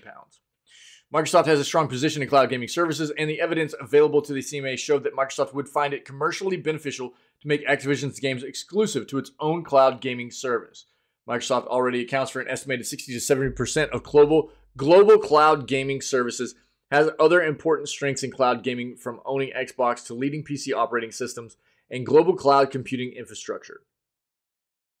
The deal would reinforce Microsoft's advantage in the market by giving it control over important gaming content such as Call of Duty, Overwatch, and World of Warcraft. The evidence available to the CMA indicates that absent the merger, Activision would start providing games via cloud platforms in the foreseeable future. The cloud allows UK gamers to avoid buying expensive gaming consoles and PCs and gives them much more flexibility and choice as to how they play. Allowing Microsoft to take such a strong position in the cloud gaming market, just as it begins to grow rapidly, would risk undermining the innovation that is crucial to the development of these opportunities. The remedy. Microsoft submitted a proposal to address some of these concerns, which the CMA examined in considerable depth. The proposed remedy set out requirements governing what games must be offered by Microsoft to what platforms and on what conditions over a 10-year period. Such remedies are described as behavioral because they seek to regulate the behavior of the businesses involved in a merger, requiring them to behave in a way which may be contrary to their commercial incentives. This therefore takes the form of a type of ongoing regulation of the sector, replacing market forces in a growing and dynamic market with mandated regulatory obligations, ultimately overseen and enforced by the CMA, in this case, at a global level. Microsoft's proposal contained a number of significant shortcomings connected with the growing and fast-moving nature of cloud gaming services. It did not sufficiently cover different cloud gaming service business models, including multi-game subscription services, was not sufficiently open to providers who might wish to offer versions of games on PC operating systems other than Windows, would standardize the terms and conditions on which games are available as opposed to them being determined by the dynamism and creativity of competition in the market, as it would be expected in the absence of the merger. There's a lot to read here. I'll leave the rest of it for you guys to take a look at. I mean,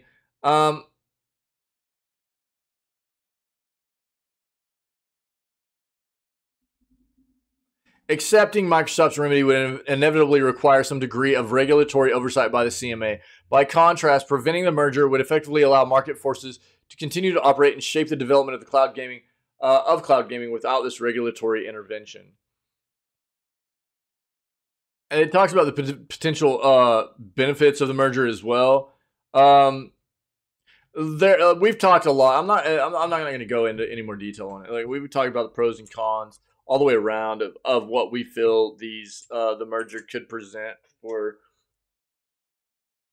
everything, just the gaming industry in general, right? I've stated my own opinion. I've linked it right there in chat. I've stated my own opinion from the get-go that I think that there are more pros about the acquisition here than there are cons.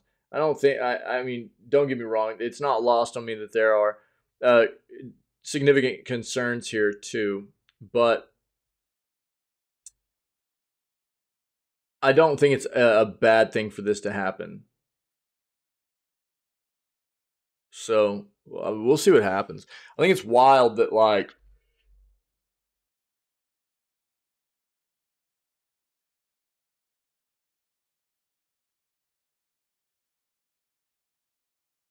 so many other countries are like fine with it now. They've seen like what Microsoft has done to appease these kind of concerns a lot of these regulatory committees have had, but it's just basically the UK. They're the ones that are like blocking this now, and it's just the UK. The rest of the world seems to be okay with it, and it's just the UK that's like creating the issue is what it looks like now. But we'll see what happens moving forward. Honkai Star Rail cross-platform and saves. Does it exist?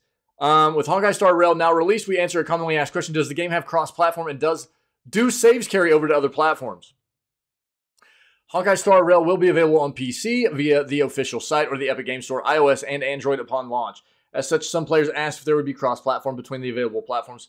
Thankfully, much like Genshin Impact, the game does have cross-platform. Players who play on PC can add their friends who play on other platforms, and so on and so forth. However, unlike Genshin Impact, you won't really be playing with your friends. Support characters are the extent of this game's multiplayer functionality. As such, although you can play cross-platform, it's limited in what you can do. Which brings us over to the question, does Honkai Star Rail have cross-save functionality? Can I log off my game on PC and continue playing it on my phone? The answer is a resounding yes. Much like Genshin Impact, players can play their account on any platform. Since the player's Honkai Star Rail account is linked to either their Hoyoverse, Facebook, or Twitter account, the players will be able to access their account on all platforms. You can start playing on your computer, then switch to your phone when you're ready to go to bed. Cross-platform and cross-save,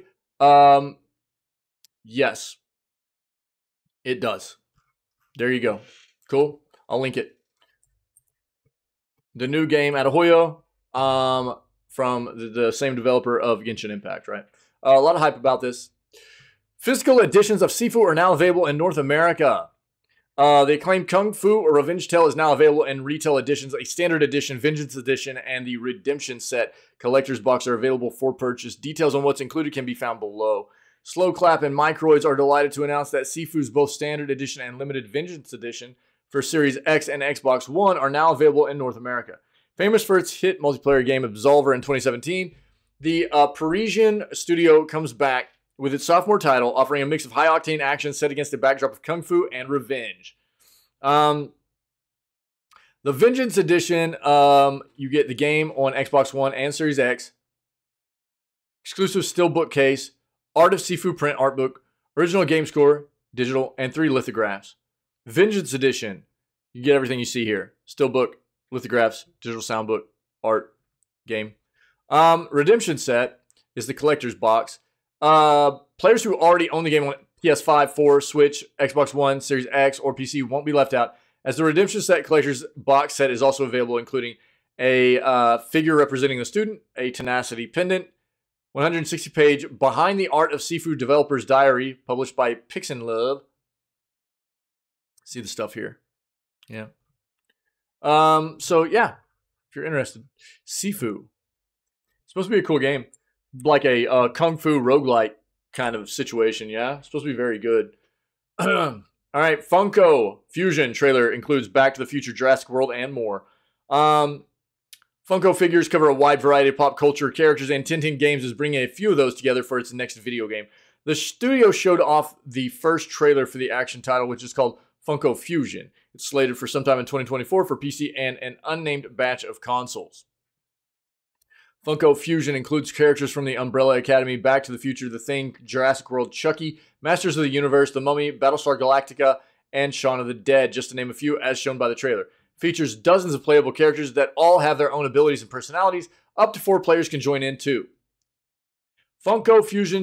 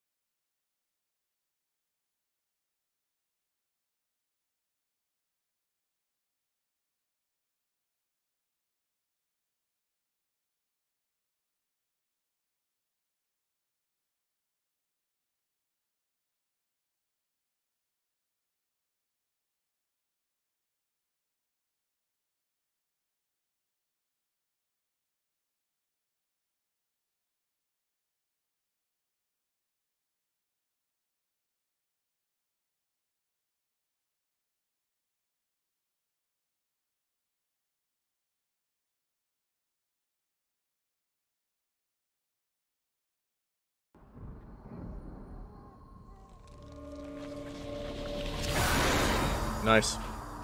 Huh. Yeah. All right. Well, this is the first we've really seen from 1010 about what they were bringing to the table for the Funko game they were making. So that's cool. Seems to echo some of the mini Lego games, like I just said, dude. Which tracks because 1010 Games was founded by members from TT Games, which the team behind many Lego games in the past. Arthur Parsons is one such person, as he helped develop around 20 Lego games during his tenure at TT Games and co-founded 1010 Games. He also gave a quote regarding this new Funko game. Quote, "It's incredibly exciting to be able to show everyone what the team here at 1010 Games has been up to." Excuse me, says Parsons. "Harnessing the incredible properties we've been entrusted with by our partners at NBC Universal, bringing them together in a gaming experience that is incredibly fun, surprising, authentic, and celebrates fandom like never before. All experienced through a Funko lens." Yeah. Cool. We'll see what else we get moving forward, but that looks pretty neat. If anybody wants more from it, I'll link it. There you go. Get these great games for under $10 during Steam's Puzzle Fest sale. There are a few great gaming experiences that can surpass the feeling of overcoming a challenge in a puzzle game. Whether it's getting first place in Tetris 99 or cracking a mind-bending word combination in Baba Is You, puzzle games can bring the most satisfaction out of any game genre out there. That's why it's great to see Steam celebrating the genre with a dedicated sale. Yeah, I figured Portal would be on. Portal 1 and Portal 2 for $1.50. These are all US prices, by the way. Dwarf Romantic, Freshly Frosted, Strange Horticulture, Railbound. All of those right there are under $10. Superliminal is $10. Puyo Puyo Tetris and Puyo Puyo Tetris 2, $5 and $7.50 respectively. Between now and May 1st, lots of notable titles are discounted during Steam Puzzle Fest, giving you a good opportunity to stack your PC library with some incredibly clever games. What's more exciting, though, is that many of the best games featured during the sale cost less than $10. At that price point, you'll find some genre-defining classics, recent hits that are worth checking out. If you're looking for some new games to pick up during the Steam Puzzle Fest, these are some of the games that you shouldn't ignore, and the whole batch will only cost you around $60. That's what they're talking about. They've got like descriptions of the games and everything down here as well. So take a look at this, okay? Take a look. For your puzzle games. Steam users surprised with 4 free games. Steam users have been surprised with 4 new releases, all of which are free downloads. In other words, Steam users have 4 new games to play. Snake Date, Antbassador, Independent Ant, and Octodad Student Edition. If you've never heard of these games, it's because they were either side projects or were never released, or in the case of Octodad Student Edition, the original version of the popular 2010 game Octodad. Why are all of these games being released at the same time and for free? Well, according to developer Young Horses, best known for the aforementioned Octodad as well as more recent Bug Snacks, it's part of the Young Horses Free Range Initiative.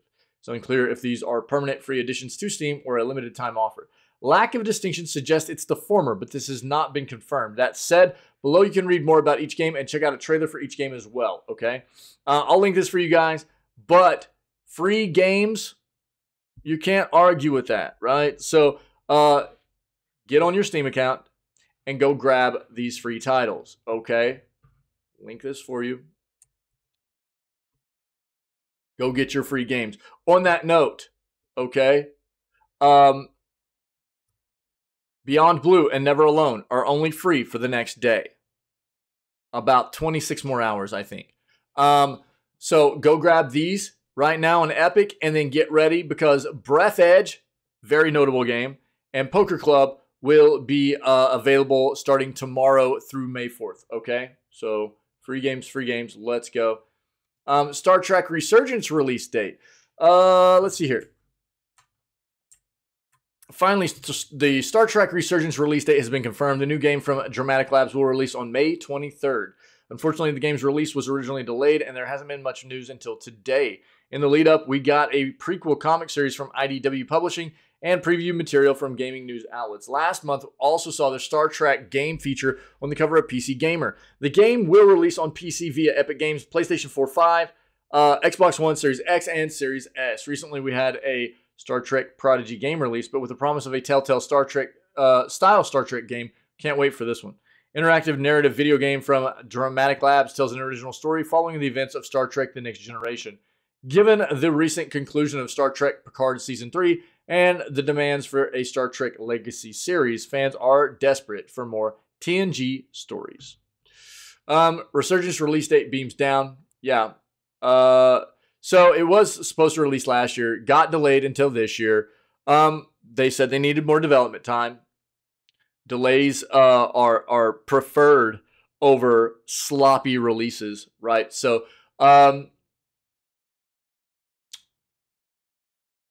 Resurgence is set in 2380, same period as Star Trek Lower Decks Season 1 and a year after Star Trek Nemesis.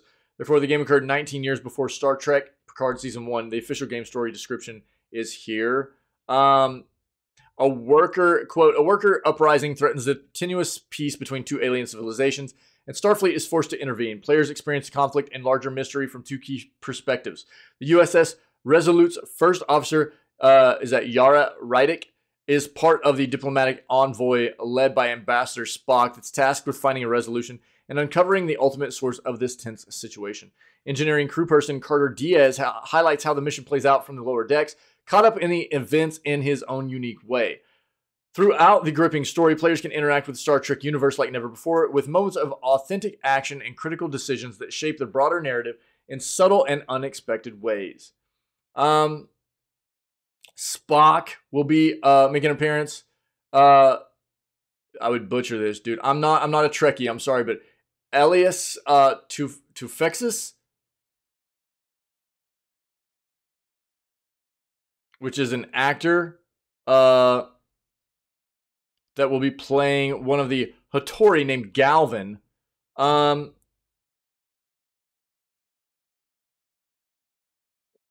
Trek Resurgence will see you playing as two different characters. The first officer and lower decker.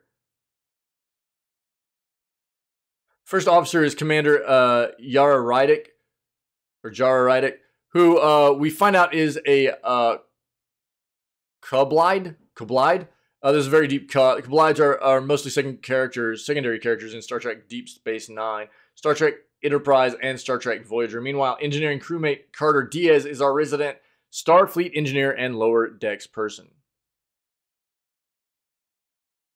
So it's going to release on May 23rd of 2023. It'll be available on PC via the Epic Games Store, PS4 and 5, Xbox One, Series X and S. Players can explore the narrative adventure game through dialogue choices, relationship building, and exploration. All right. There you go. You know what? I need to make sure here.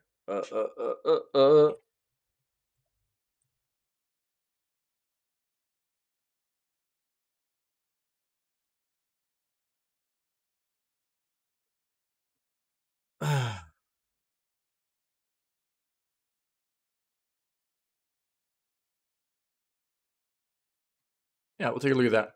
That works. What?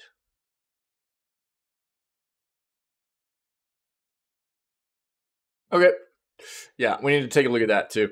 So new Valheim update is great news for Xbox gamers. A new Valheim update enhances the game for Xbox players by giving them important improvements that will make the experience better on the console. The fact that Valheim finally made its way to console is amazing, and it was so good for this developer and for Xbox as well, because Valheim is a fantastic experience. More people needed to be able to get their hands on this. For so long, it was just a PC game. And to be able to get it in the hands of console players, even though it's just Xbox right now, is a great thing. Valheim players on Xbox have now gotten a new patch, which is set to bring more stability to saves and make the console version more akin to PC. Originally released in 2021, Valheim continues to add features and bring several performance improvements during its early access phase, which is still set to last for a while before the 1.0 version is out.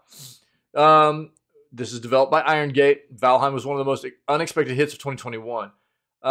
It is a Viking-inspired sandbox survival game, and it took the world by storm after it's released and managed to sell millions of copies, even while still in early access.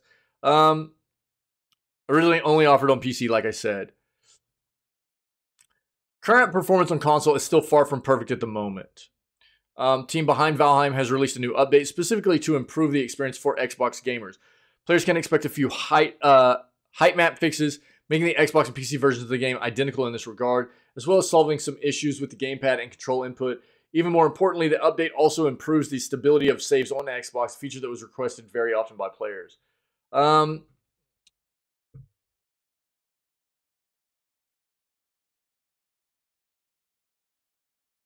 Yeah, I mean, this is one of those things that's tough, right? It's a hard situation as many players use the best Valheim practices to achieve considerable progress, only to lose it often. I mean, that's like, any game. If you're know that you're getting into a situation where you're potentially just going to lose everything you're working for because save files get corrupted and things like that, it just makes people not want to play the game, right? In the latest update, Valheim was already trying to fix cloud saving issues. And already had a big focus on diminishing the chances of saves being corrupted on Xbox, all as well as solving some of the other minor graphical glitches. At the moment, however, it's still unclear whether this issue will finally be solved for good soon, or if Xbox players will still need to wait a few more weeks before the game is finally on par with its PC version, fully safe to play without being afraid of losing saves.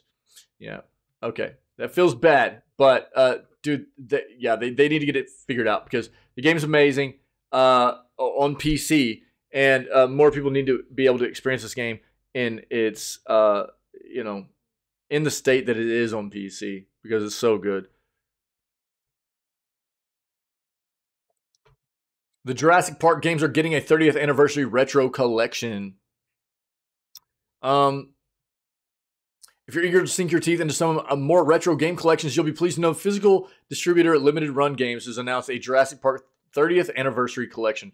The collection will be released at some point later this year. No platforms have been announced just yet. Attached to the teaser announcement was an image featuring games from the NES, Game Boy, and Super Nintendo era. The games on display include the original Jurassic Park for NES, Super Nintendo, and Game Boy, and Jurassic Park 2: The Chaos Continues for Super Nintendo and Game Boy by Ocean Software. These releases date back to the first half of the 90s. When more details are revealed, they will let us know here from Nintendo Life, okay? But if you need more from it, here you go. That's pretty cool. Limited Run Games does really cool stuff. Always bringing about like real cool physical copies of games that we might not normally get, or like limited edition stuff from games that have been long gone, from physical purchase opportunities and things like that, AMD Ryzen Z1 handheld gaming chips lay down gauntlet for the Nintendo Switch 2. AMD has announced a new line of processors built from the ground up to power handheld consoles. the Ryzen Z1 series, billed as the ultimate high-performance processor for handheld PC gaming consoles. The Z1 and Z1 Extreme will be system-on-chip SoCs, APUs, incorporating both AMD's Zen 4 CPU architecture and RDNA 3 graphics architecture. If you're not familiar, TLDR, what that means is that traditionally an APU is what's referred to as a processing chip that also, from AMD, that also has their graphics chips integrated on it also. So it's like a CPU meshed with one of their GPUs, kind of. You're not going to get the same power as you ever would out of a dedicated CPU and a dedicated GPU. But it has been good for them developing mobile technology. Why is this exciting? Well, for starters, these chips will be with us very soon as AMD is partnering with Asus to deliver the first Z1 handheld. Previously named, the previously announced Asus ROG Ally gets better. The performance-wise, the Z1 chip inside the ROG Ally should absolutely demolish every other gaming handheld on the market right now. From the Steam Deck to the Switch. Well, the Switch's hardware is going on flipping 8 years old now. So, I mean, is it hard to imagine the fact that, like, new hardware is going to blow it out of the water? No. The Switch has looked old for a long time, too. AMD has also claimed that the Z1 APUs will offer excellent energy efficiency. Good news, since the ROG Ally will be running Windows 11. That's already made me concerned about its battery life.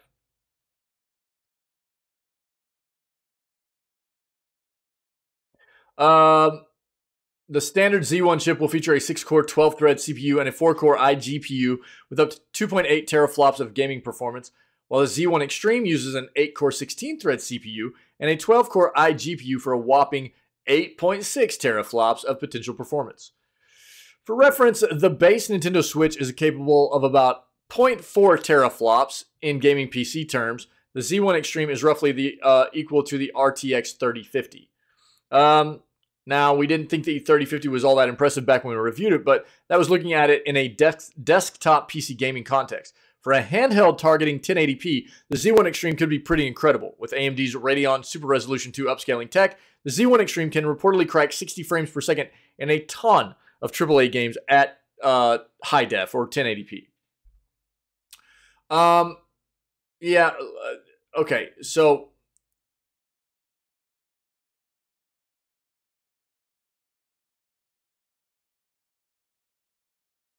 this is the way it works. I mean, so even the Steam Deck at this point, I mean, the hardware in the Steam Deck is 3 to 4 years old, right? So it's not a surprise to me, or I think most other people that are familiar with technology and where we're at with a lot of the gaming hardware and stuff, that, you know, something like Asus's new handheld is maybe going to be a bit more powerful hardware-wise than the Steam Deck, and especially the Switch, which I've been barking about for a couple of years now. The Switch has needed an upgrade at the least. At this point, we're so far along, they just need to get a new Nintendo console out. But the thing that so an Asus exec has already said the price will be below $1,000. It's not clear whether that means all models will sit below the $1,000 mark or just the base Z1 version. Since the ROG Ally will be available with the Extreme chip too, personally I suspect we might see a $800 Z1 model and a $1,000 Z1 Extreme model, which is a chunk of change more than what you see the Steam Deck at. Steam Deck has 3 tiers. It's like a $450 model, a $550 model, something like that, and then like a $650 to $700 model. The big difference I think people need to take away here is that we don't know much outside of hardware specs yet for the Asus ROG Ally, right? And one of the things that is great about what the Steam Deck, which is, this is being touted as a big Steam Deck competitor, right? You can't really, you know, like, obviously it's a handheld, so they're trying to like make a comparison to the Switch, but you can't really compare because Switch is Nintendo. This is going to be for PC gaming. You're not going to be able to play Switch games on this. So, yeah, I mean, you can compare because they're mobile devices, but at the same time, the Nintendo is a whole different thing, right? Nonetheless, Nintendo needs to get a new console out for sure. The Switch is old. It's an amazing. It's been a industry pushing and leading kind of innovative design for consoles. Don't get me wrong. The Switch has been great, but it's old. It needs to be replaced. They need a new iteration. Whatever's next for Nintendo, they need to get it out.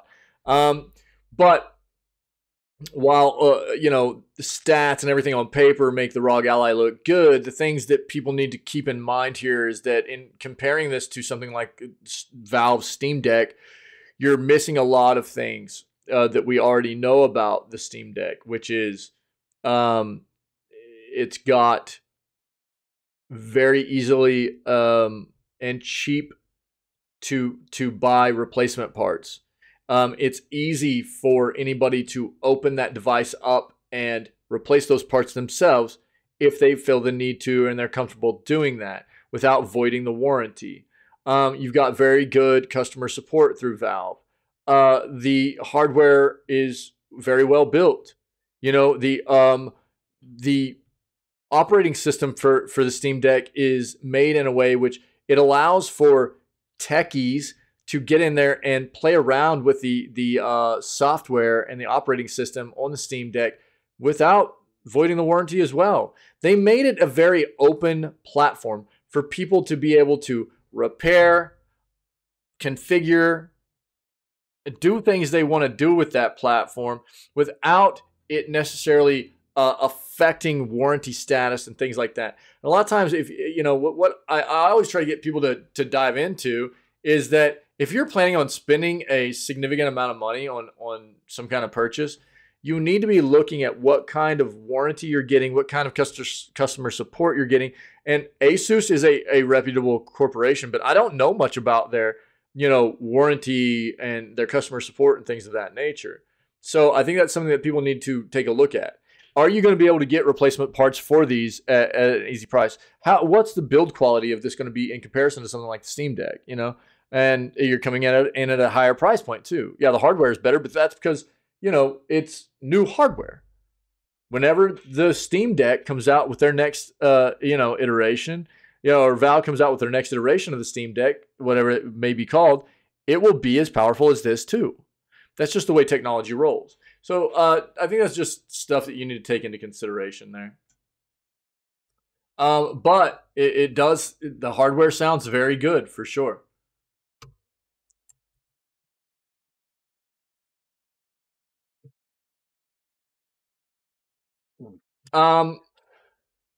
So experience gaming's wildest ending for less than $2. Inside, okay. There's a sale on puzzle games right now on Steam. We just talked about that, but Inside is also on sale. If you haven't already received this game for free, because it's been given away free on Epic a number of times, at least a couple of times. I'm fairly certain of that.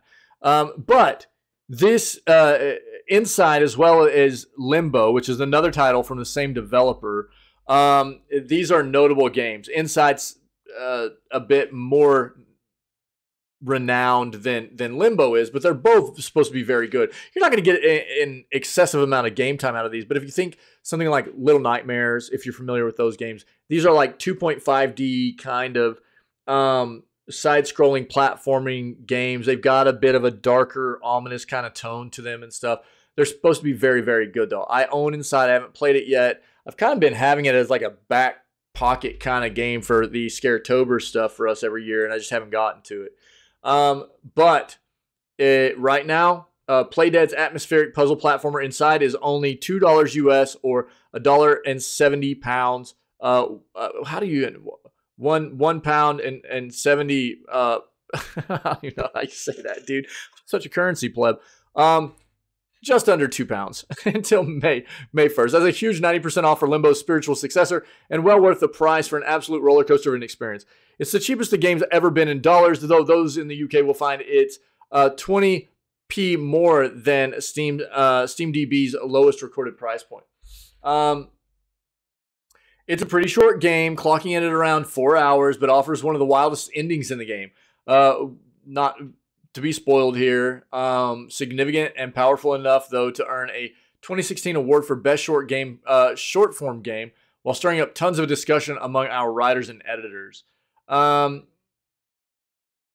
PC Gamer staffer Samuel Roberts called it a 4-hour journey into an unusual, cruel, and constantly surprising world, while Phil Savage said, as a puzzle, it's pretty good, although falls foul of Playdead's usual fondness for trial and error. As an atmospheric experience, though, it's marvelous.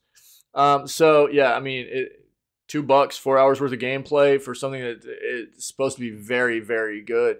You know, it's probably totally worth, actually. Right there in chat. Here we go. Warframe, the Deviri Paradox update. Everything we need to know. We're currently playing this game sporadically, just on and off here. A lot of weekend play for it and stuff. I started diving back into this game about a month ago for the first time since 2014, and I've really been loving it. But new Deviri Paradox update is here. Warframe is set to receive a major update this week. Deviri Paradox launches everything we need to know. So it launched today. Huge open world experience. Will add a roguelike style quest to the game. Update has been previously delayed with no reasoning, but this month is definitely the time to strap back into your Warframe. The update promises new gameplay mechanics. Let's see the cinematic trailer here for the Deviri Paradox real quick. Again.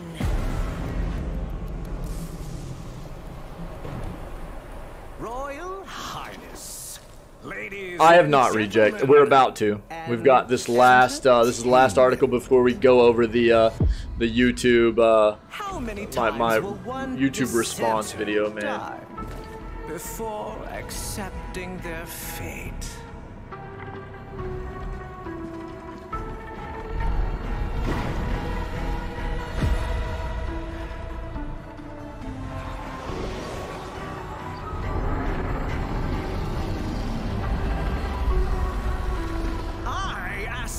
Once more, how many times will one fool die?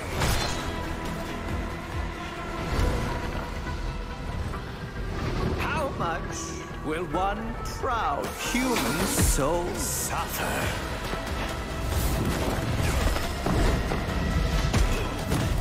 Before bending a knee to the greatness of their eternal king.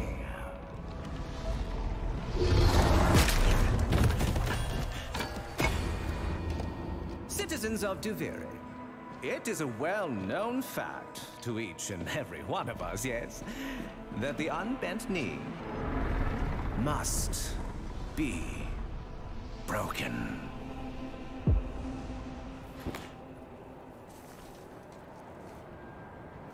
Yeah. So this kicks off in Warframe today.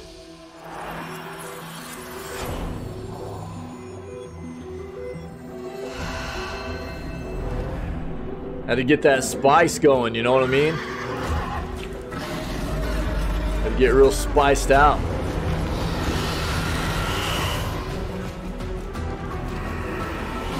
Yeah, that's what I was thinking too, dude. Looks like Pedro Pascal. Yeah, dude, it did. I was thinking the same thing, man.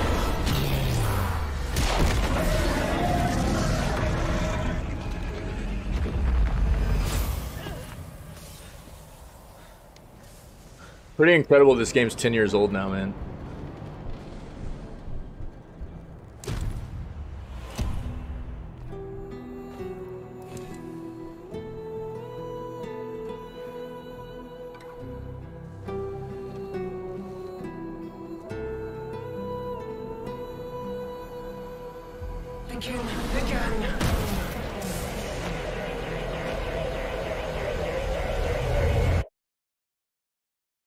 What the crap?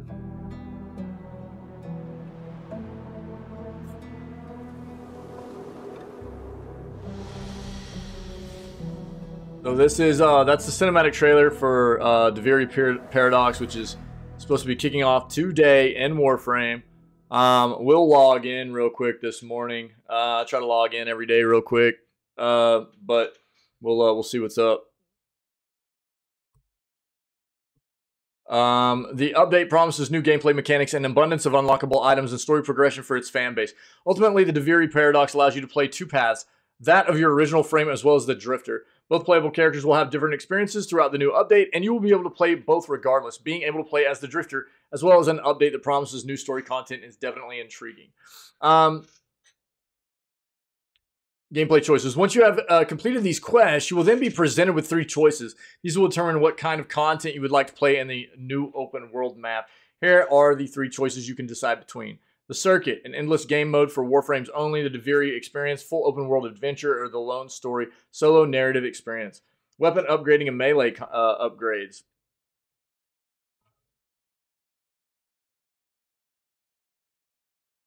The Deviri paradox also brings with it upgrades to melee abilities for the Drifter. There will now be also be upgrades known as decrees, as well as a new what is that? Incarnon Genesis system. System allows you to upgrade certain weapons as well as access a bunch of side effect activities.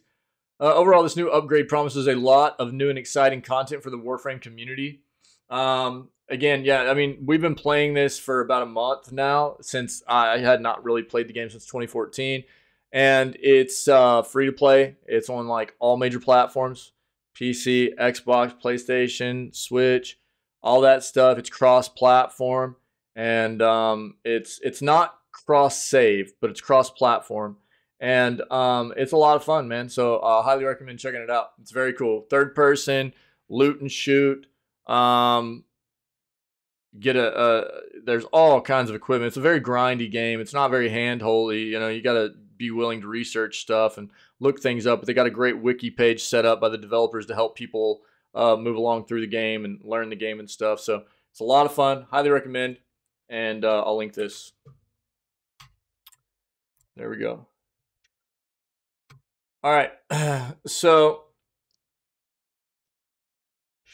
I'm just going to go ahead and try and do a bit of a response video here. I touched a couple of days ago in our news segment on the fact that the Horizon Forbidden West Burning Shores DLC was getting immediately review bombed by a lot of people for incorporating what apparently has, and I haven't played it, but apparently it has, Guerrilla Games has incorporated the potential for the player to have Aloy engage in a same-sex relationship.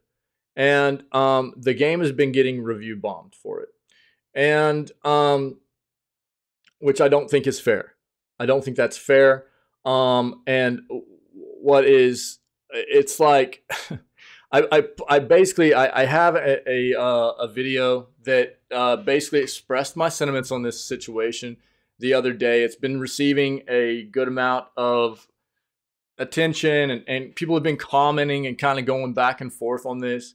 So I'll link this in chat real quick. So if anybody wants to, hasn't seen this or isn't familiar with it, but I feel the need to kind of do a response to this real quick and talk about what some people are trying to say about why it's like they're trying to defend the fact that the game's getting review bombed for including this kind of content. Okay. And some of the things that I don't agree with, people are like, well,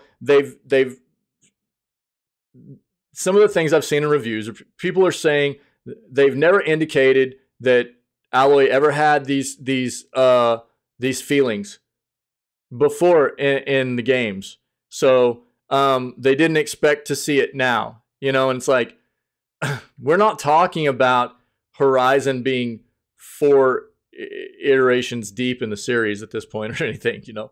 This is game number 2. And, you know, I think it's been basically indicated at this point by Guerrilla Games through the DLC, and what we know is that they're basically planning on bringing Horizon 3 to us. They're planning on, you know, and so they're probably it's quite possible. I think people need to at least entertain the idea that what they're doing is trying to, you know, develop the character more. If they're planning on continuing to release content for this game, more in the series of this game, and it's going to continue to have to do with Alloy, then there's the potential. They're trying to continue to develop story around the character, the main character, which quite often can have to do with romantic relationships. And one of the things, I mean, some of the sentiments I've heard, people are like, well, you know, maybe people are just turned off by the fact that, you know, they've never shown Alloy as having any kind of romantic interest before, and now, you know, why do this now? And it's like, dude, this is game number 2. People are talking like this is like game number 4 or game number 5, and now all of a sudden they're doing it as like some kind of ploy for, you know, the LGBTQ, you know, political propaganda or something. And it's like, I just don't see it like that. I don't see it like that. I think, to me, it comes off more about the fact that it's probably just having to do with the fact that they're trying to expand upon who Alloy is, because there's going to be more games coming about. And that's the way this works. The more games there are set within a particular series, and the more they surround a particular character, the more people want to get to know those characters and that universe, and the more those stories get fleshed out by the developer, right? That's immersion, dude. And so I don't necessarily agree with that statement and that sentiment that it's like, well, they never showed anything before, so why would they do it now? Why wouldn't they? And again, it's not it's not like we're 3, 4, 5 series, you know, you know, of the game's end of the series at this point. This is number 2, you know. So on that front, I don't necessarily agree with that statement. I've had a lot of other people making comments about how, and this is it's a constant for the people that are against it. This is what they keep saying. This, it's being thrown in my face. It's being thrown in my face. Yo, random mode time. Get them in there. And it's kind of comical because these individuals keep saying things like, it doesn't bother me, you know, the LGBTQ stuff, those kinds of relationships and that community doesn't bother me, but they keep throwing it in my face. They keep throwing it in my face, you know, and they keep trying to refer to it as like political propaganda. Why do they keep having to shove their politics in my face and stuff?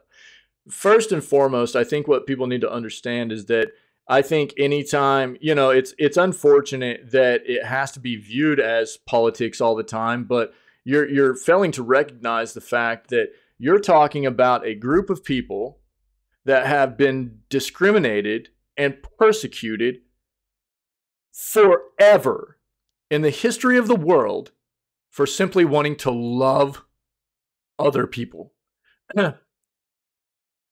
And so, is it a hot topic in politics nowadays? Yes. But do you think most of those people within those communities actually want it to be a hot topic in politics because they have to fight for their civil justice and their civil rights to be able to just love other people when really it shouldn't be an issue? Absolutely not. You know, so people keep going, you know, they're throwing their politics in my face. They're shoving it down my throat, but it seems very hypocritical to me, right? So when it literally all it was Guerrilla Games threw in a relationship into a game. That's all it was. And apparently it's an option even. You don't even have to engage in it, but it's just an option. And I think the thing that's crazy is that, you know, if it had been Alloy engaging in a relationship, a heterosexual relationship, we wouldn't even be having this discussion more than likely, because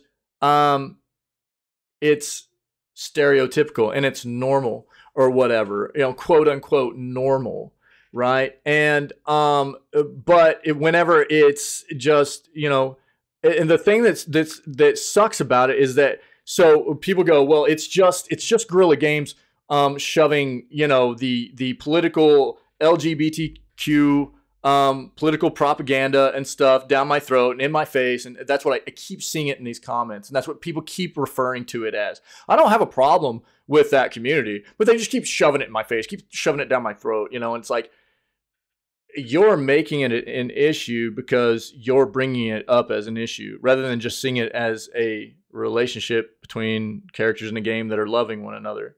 You're the one that's making it an issue in the game, really. Yeah.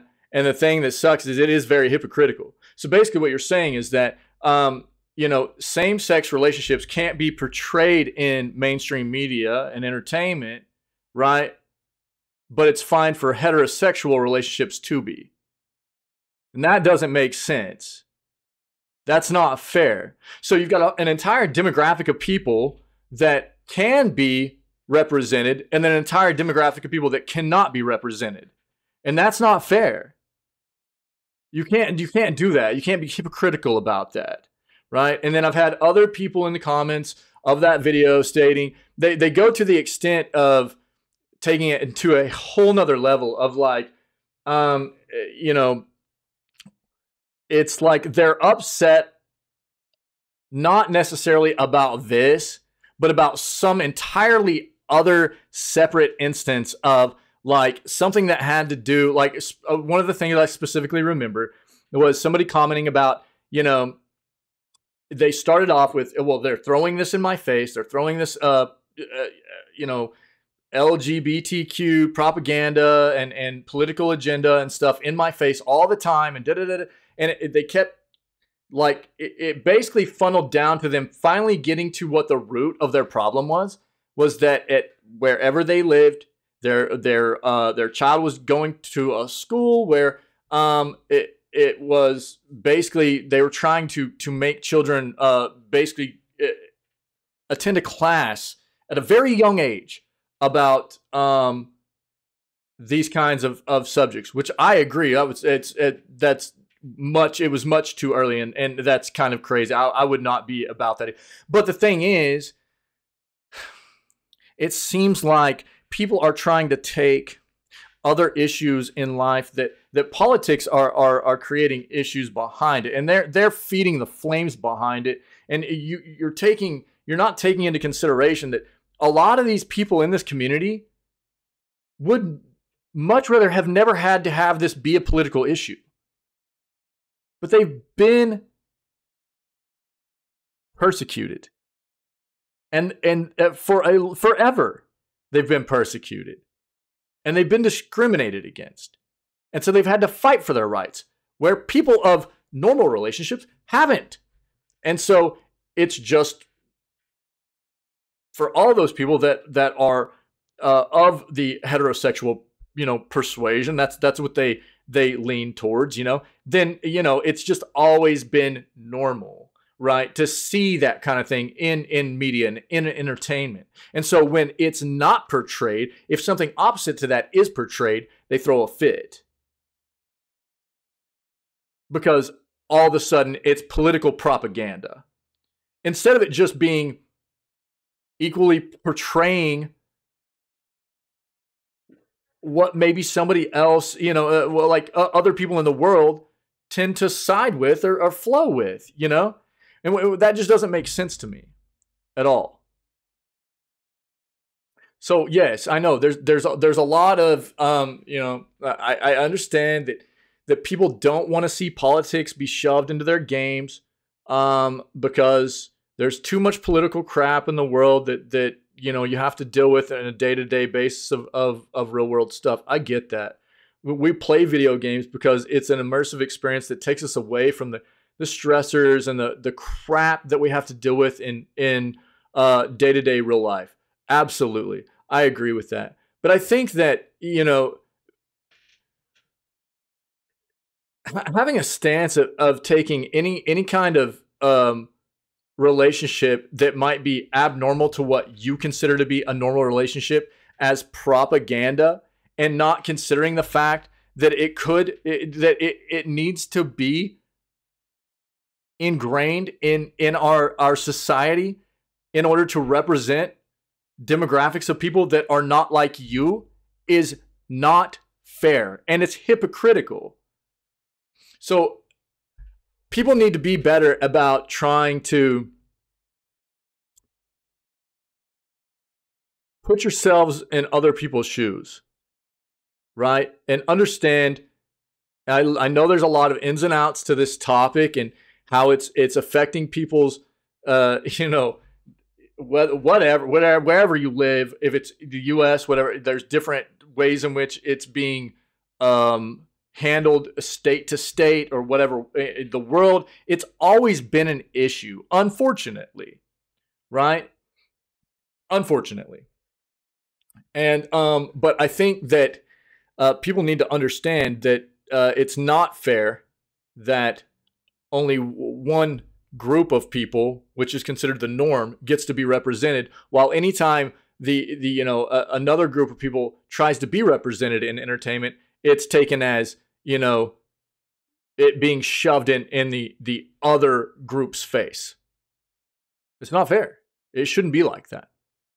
So I'll upload this too, and I'm sure there are going to be people that disagree with it, but this is what I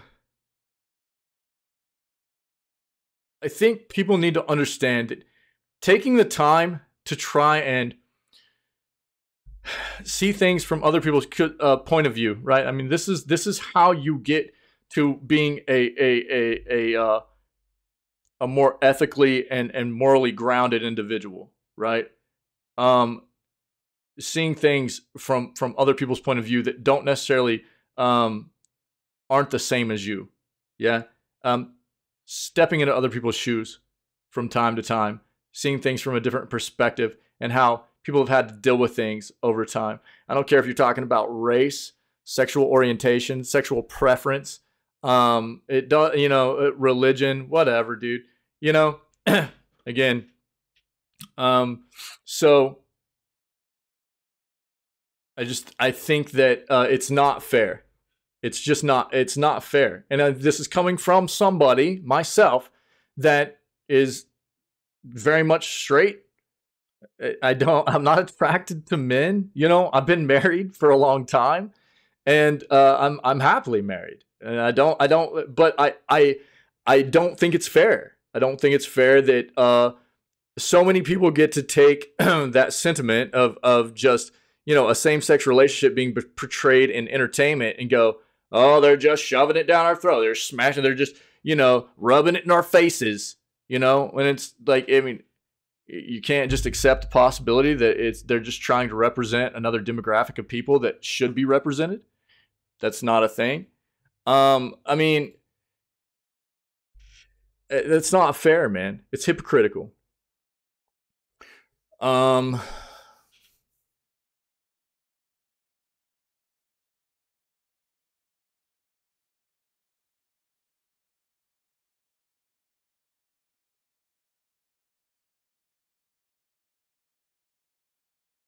Yeah, I think that's another thing. Yeah, people want to create as much of an issue out of things that they are uncomfortable with too.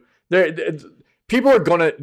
A lot of people will do this too. A lot of people will go, I don't have an issue, but they're really uncomfortable with it, and so they'll find ways to kind of roundabout make it an issue without trying to come off as like having a phobia about it, or whatever.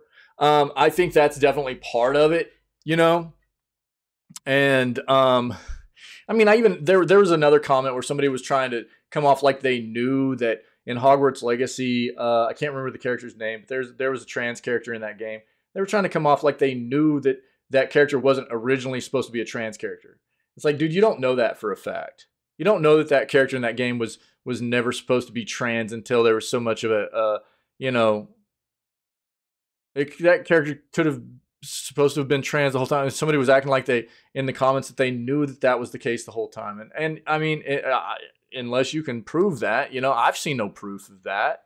So, I mean, you're projecting, things onto developers like you have proof of it or whatever. And I mean, unless you were actually in on that development process, I'm sorry, I'm not going to believe you on that front. So, I mean, people of different we're all different. We're all unique, and people being able to be represented in that way through our immersive games, I think, is important, as opposed to it just being a hypocritical stance where all what would be stereotypical normal, what society would consider normal or whatever, traditional or whatever, being okay to be represented, and then anything outside of that is taboo to be represented in mainstream media or entertainment. That's not fair, man. That's not fair. And then people just want to blow up and say, "Oh, they're just they're rubbing it in my face. They're shoving it in my face." It's not fair, man. You can't do that. You can't do that. So that's what I wanted to get across. And look, man, I appreciate people chiming in on the videos and stuff. But I do think that people need to be a bit more understanding and open about what this situation entails. And you want to start, you can't be a hypocrite, dude. Yeah, yeah. I mean, I don't know, man. You can't be a hypocrite about it. You just can't. And you can't assume they're just trying to shove it in your face. That's all it was they were just trying to portray Alloy being in a relationship with somebody else. People want to turn it into something more than I think what it actually is. So that's my take, man. That's my take. So who knows? We might end up having to do a response. We might end up having to do a response video, Yeah. I don't know. It's just so many people harbor so much hate about being different and not being able to accept differences in other people, Oh no. No, you're fine, Reject. Again, look, the premise about this community and what we do here is ultimately being a welcoming, inclusive, safe place for everybody. And the big thing is, if we're going to discuss things, even if we have differing opinions or whatever, it's about being civil, right? So you're fine, man. We can flesh things out. We can talk about things. And I think that the thing for me was I saw so many things that I didn't necessarily agree with that people were stating in these comments of the video I put up the other day. It was going to be too hard to reply to all of them. And that's why I just felt like I needed to go ahead and make a video in response to it, so I can kind of tell everybody the way I feel in regards to a lot of these similar sentiments. And there were a lot of people that made very good comments all the way across, and there was a lot of different points of view coming in and everything, but I felt like it was important for me to maybe expand a little bit in regards to some of the comments I was getting there on that video, and how I feel and how I feel like other people need to address this a little bit better. For a community that has traditionally and historically across the world been so very, hated on and discriminated against, and they still are, so you don't need to apologize to me, buddy. I'm always up for conversation in this community, as long as it maintains civility. That's what it's about. Can we be civil about things? That's what I'm talking about. So I don't know. You're good, brother. Yeah. No, you didn't step on my toes or anything. Absolutely not, man. You're just adding to the conversation here. That's it, guys. That's the news for today. Thank you. Appreciate you. So we'll move on. We'll go check out a little bit of Warframe real quick, and then we'll finish up Stray. Cool. That'll be the play. So finish up Stray, and I don't know what we're doing tomorrow yet. We might just play Warframe while we check and see what this other game is reviewing that drops tomorrow. But we'll figure it out. You guys rock. I appreciate you very much. We will be back at it tomorrow with more video gaming news, obviously. But if anybody is checking out this content, any of the other clips from the video gaming news stuff, the entire news segments, gameplay playthroughs, episodes we have of the playthroughs we've done, funny clips and stuff that we have from the playthroughs and the news segments, whatever, man. If you're enjoying the content, come hang out with us, man. We got a lot of amazing individuals that hang out in this community, are part of what we do, and helping to create such an amazing place for all of us to be a part of. And if you're enjoying the content, we would love to have you come hang out and be a part of it with us. So 6 a.m. CST every single day. We start off with video gaming news, and then we dive into whatever game content we have planned for the rest of the day. Other than that, man, stay healthy, stay safe, be kind, and we will catch everybody tomorrow for April 27th edition of Video Gaming News.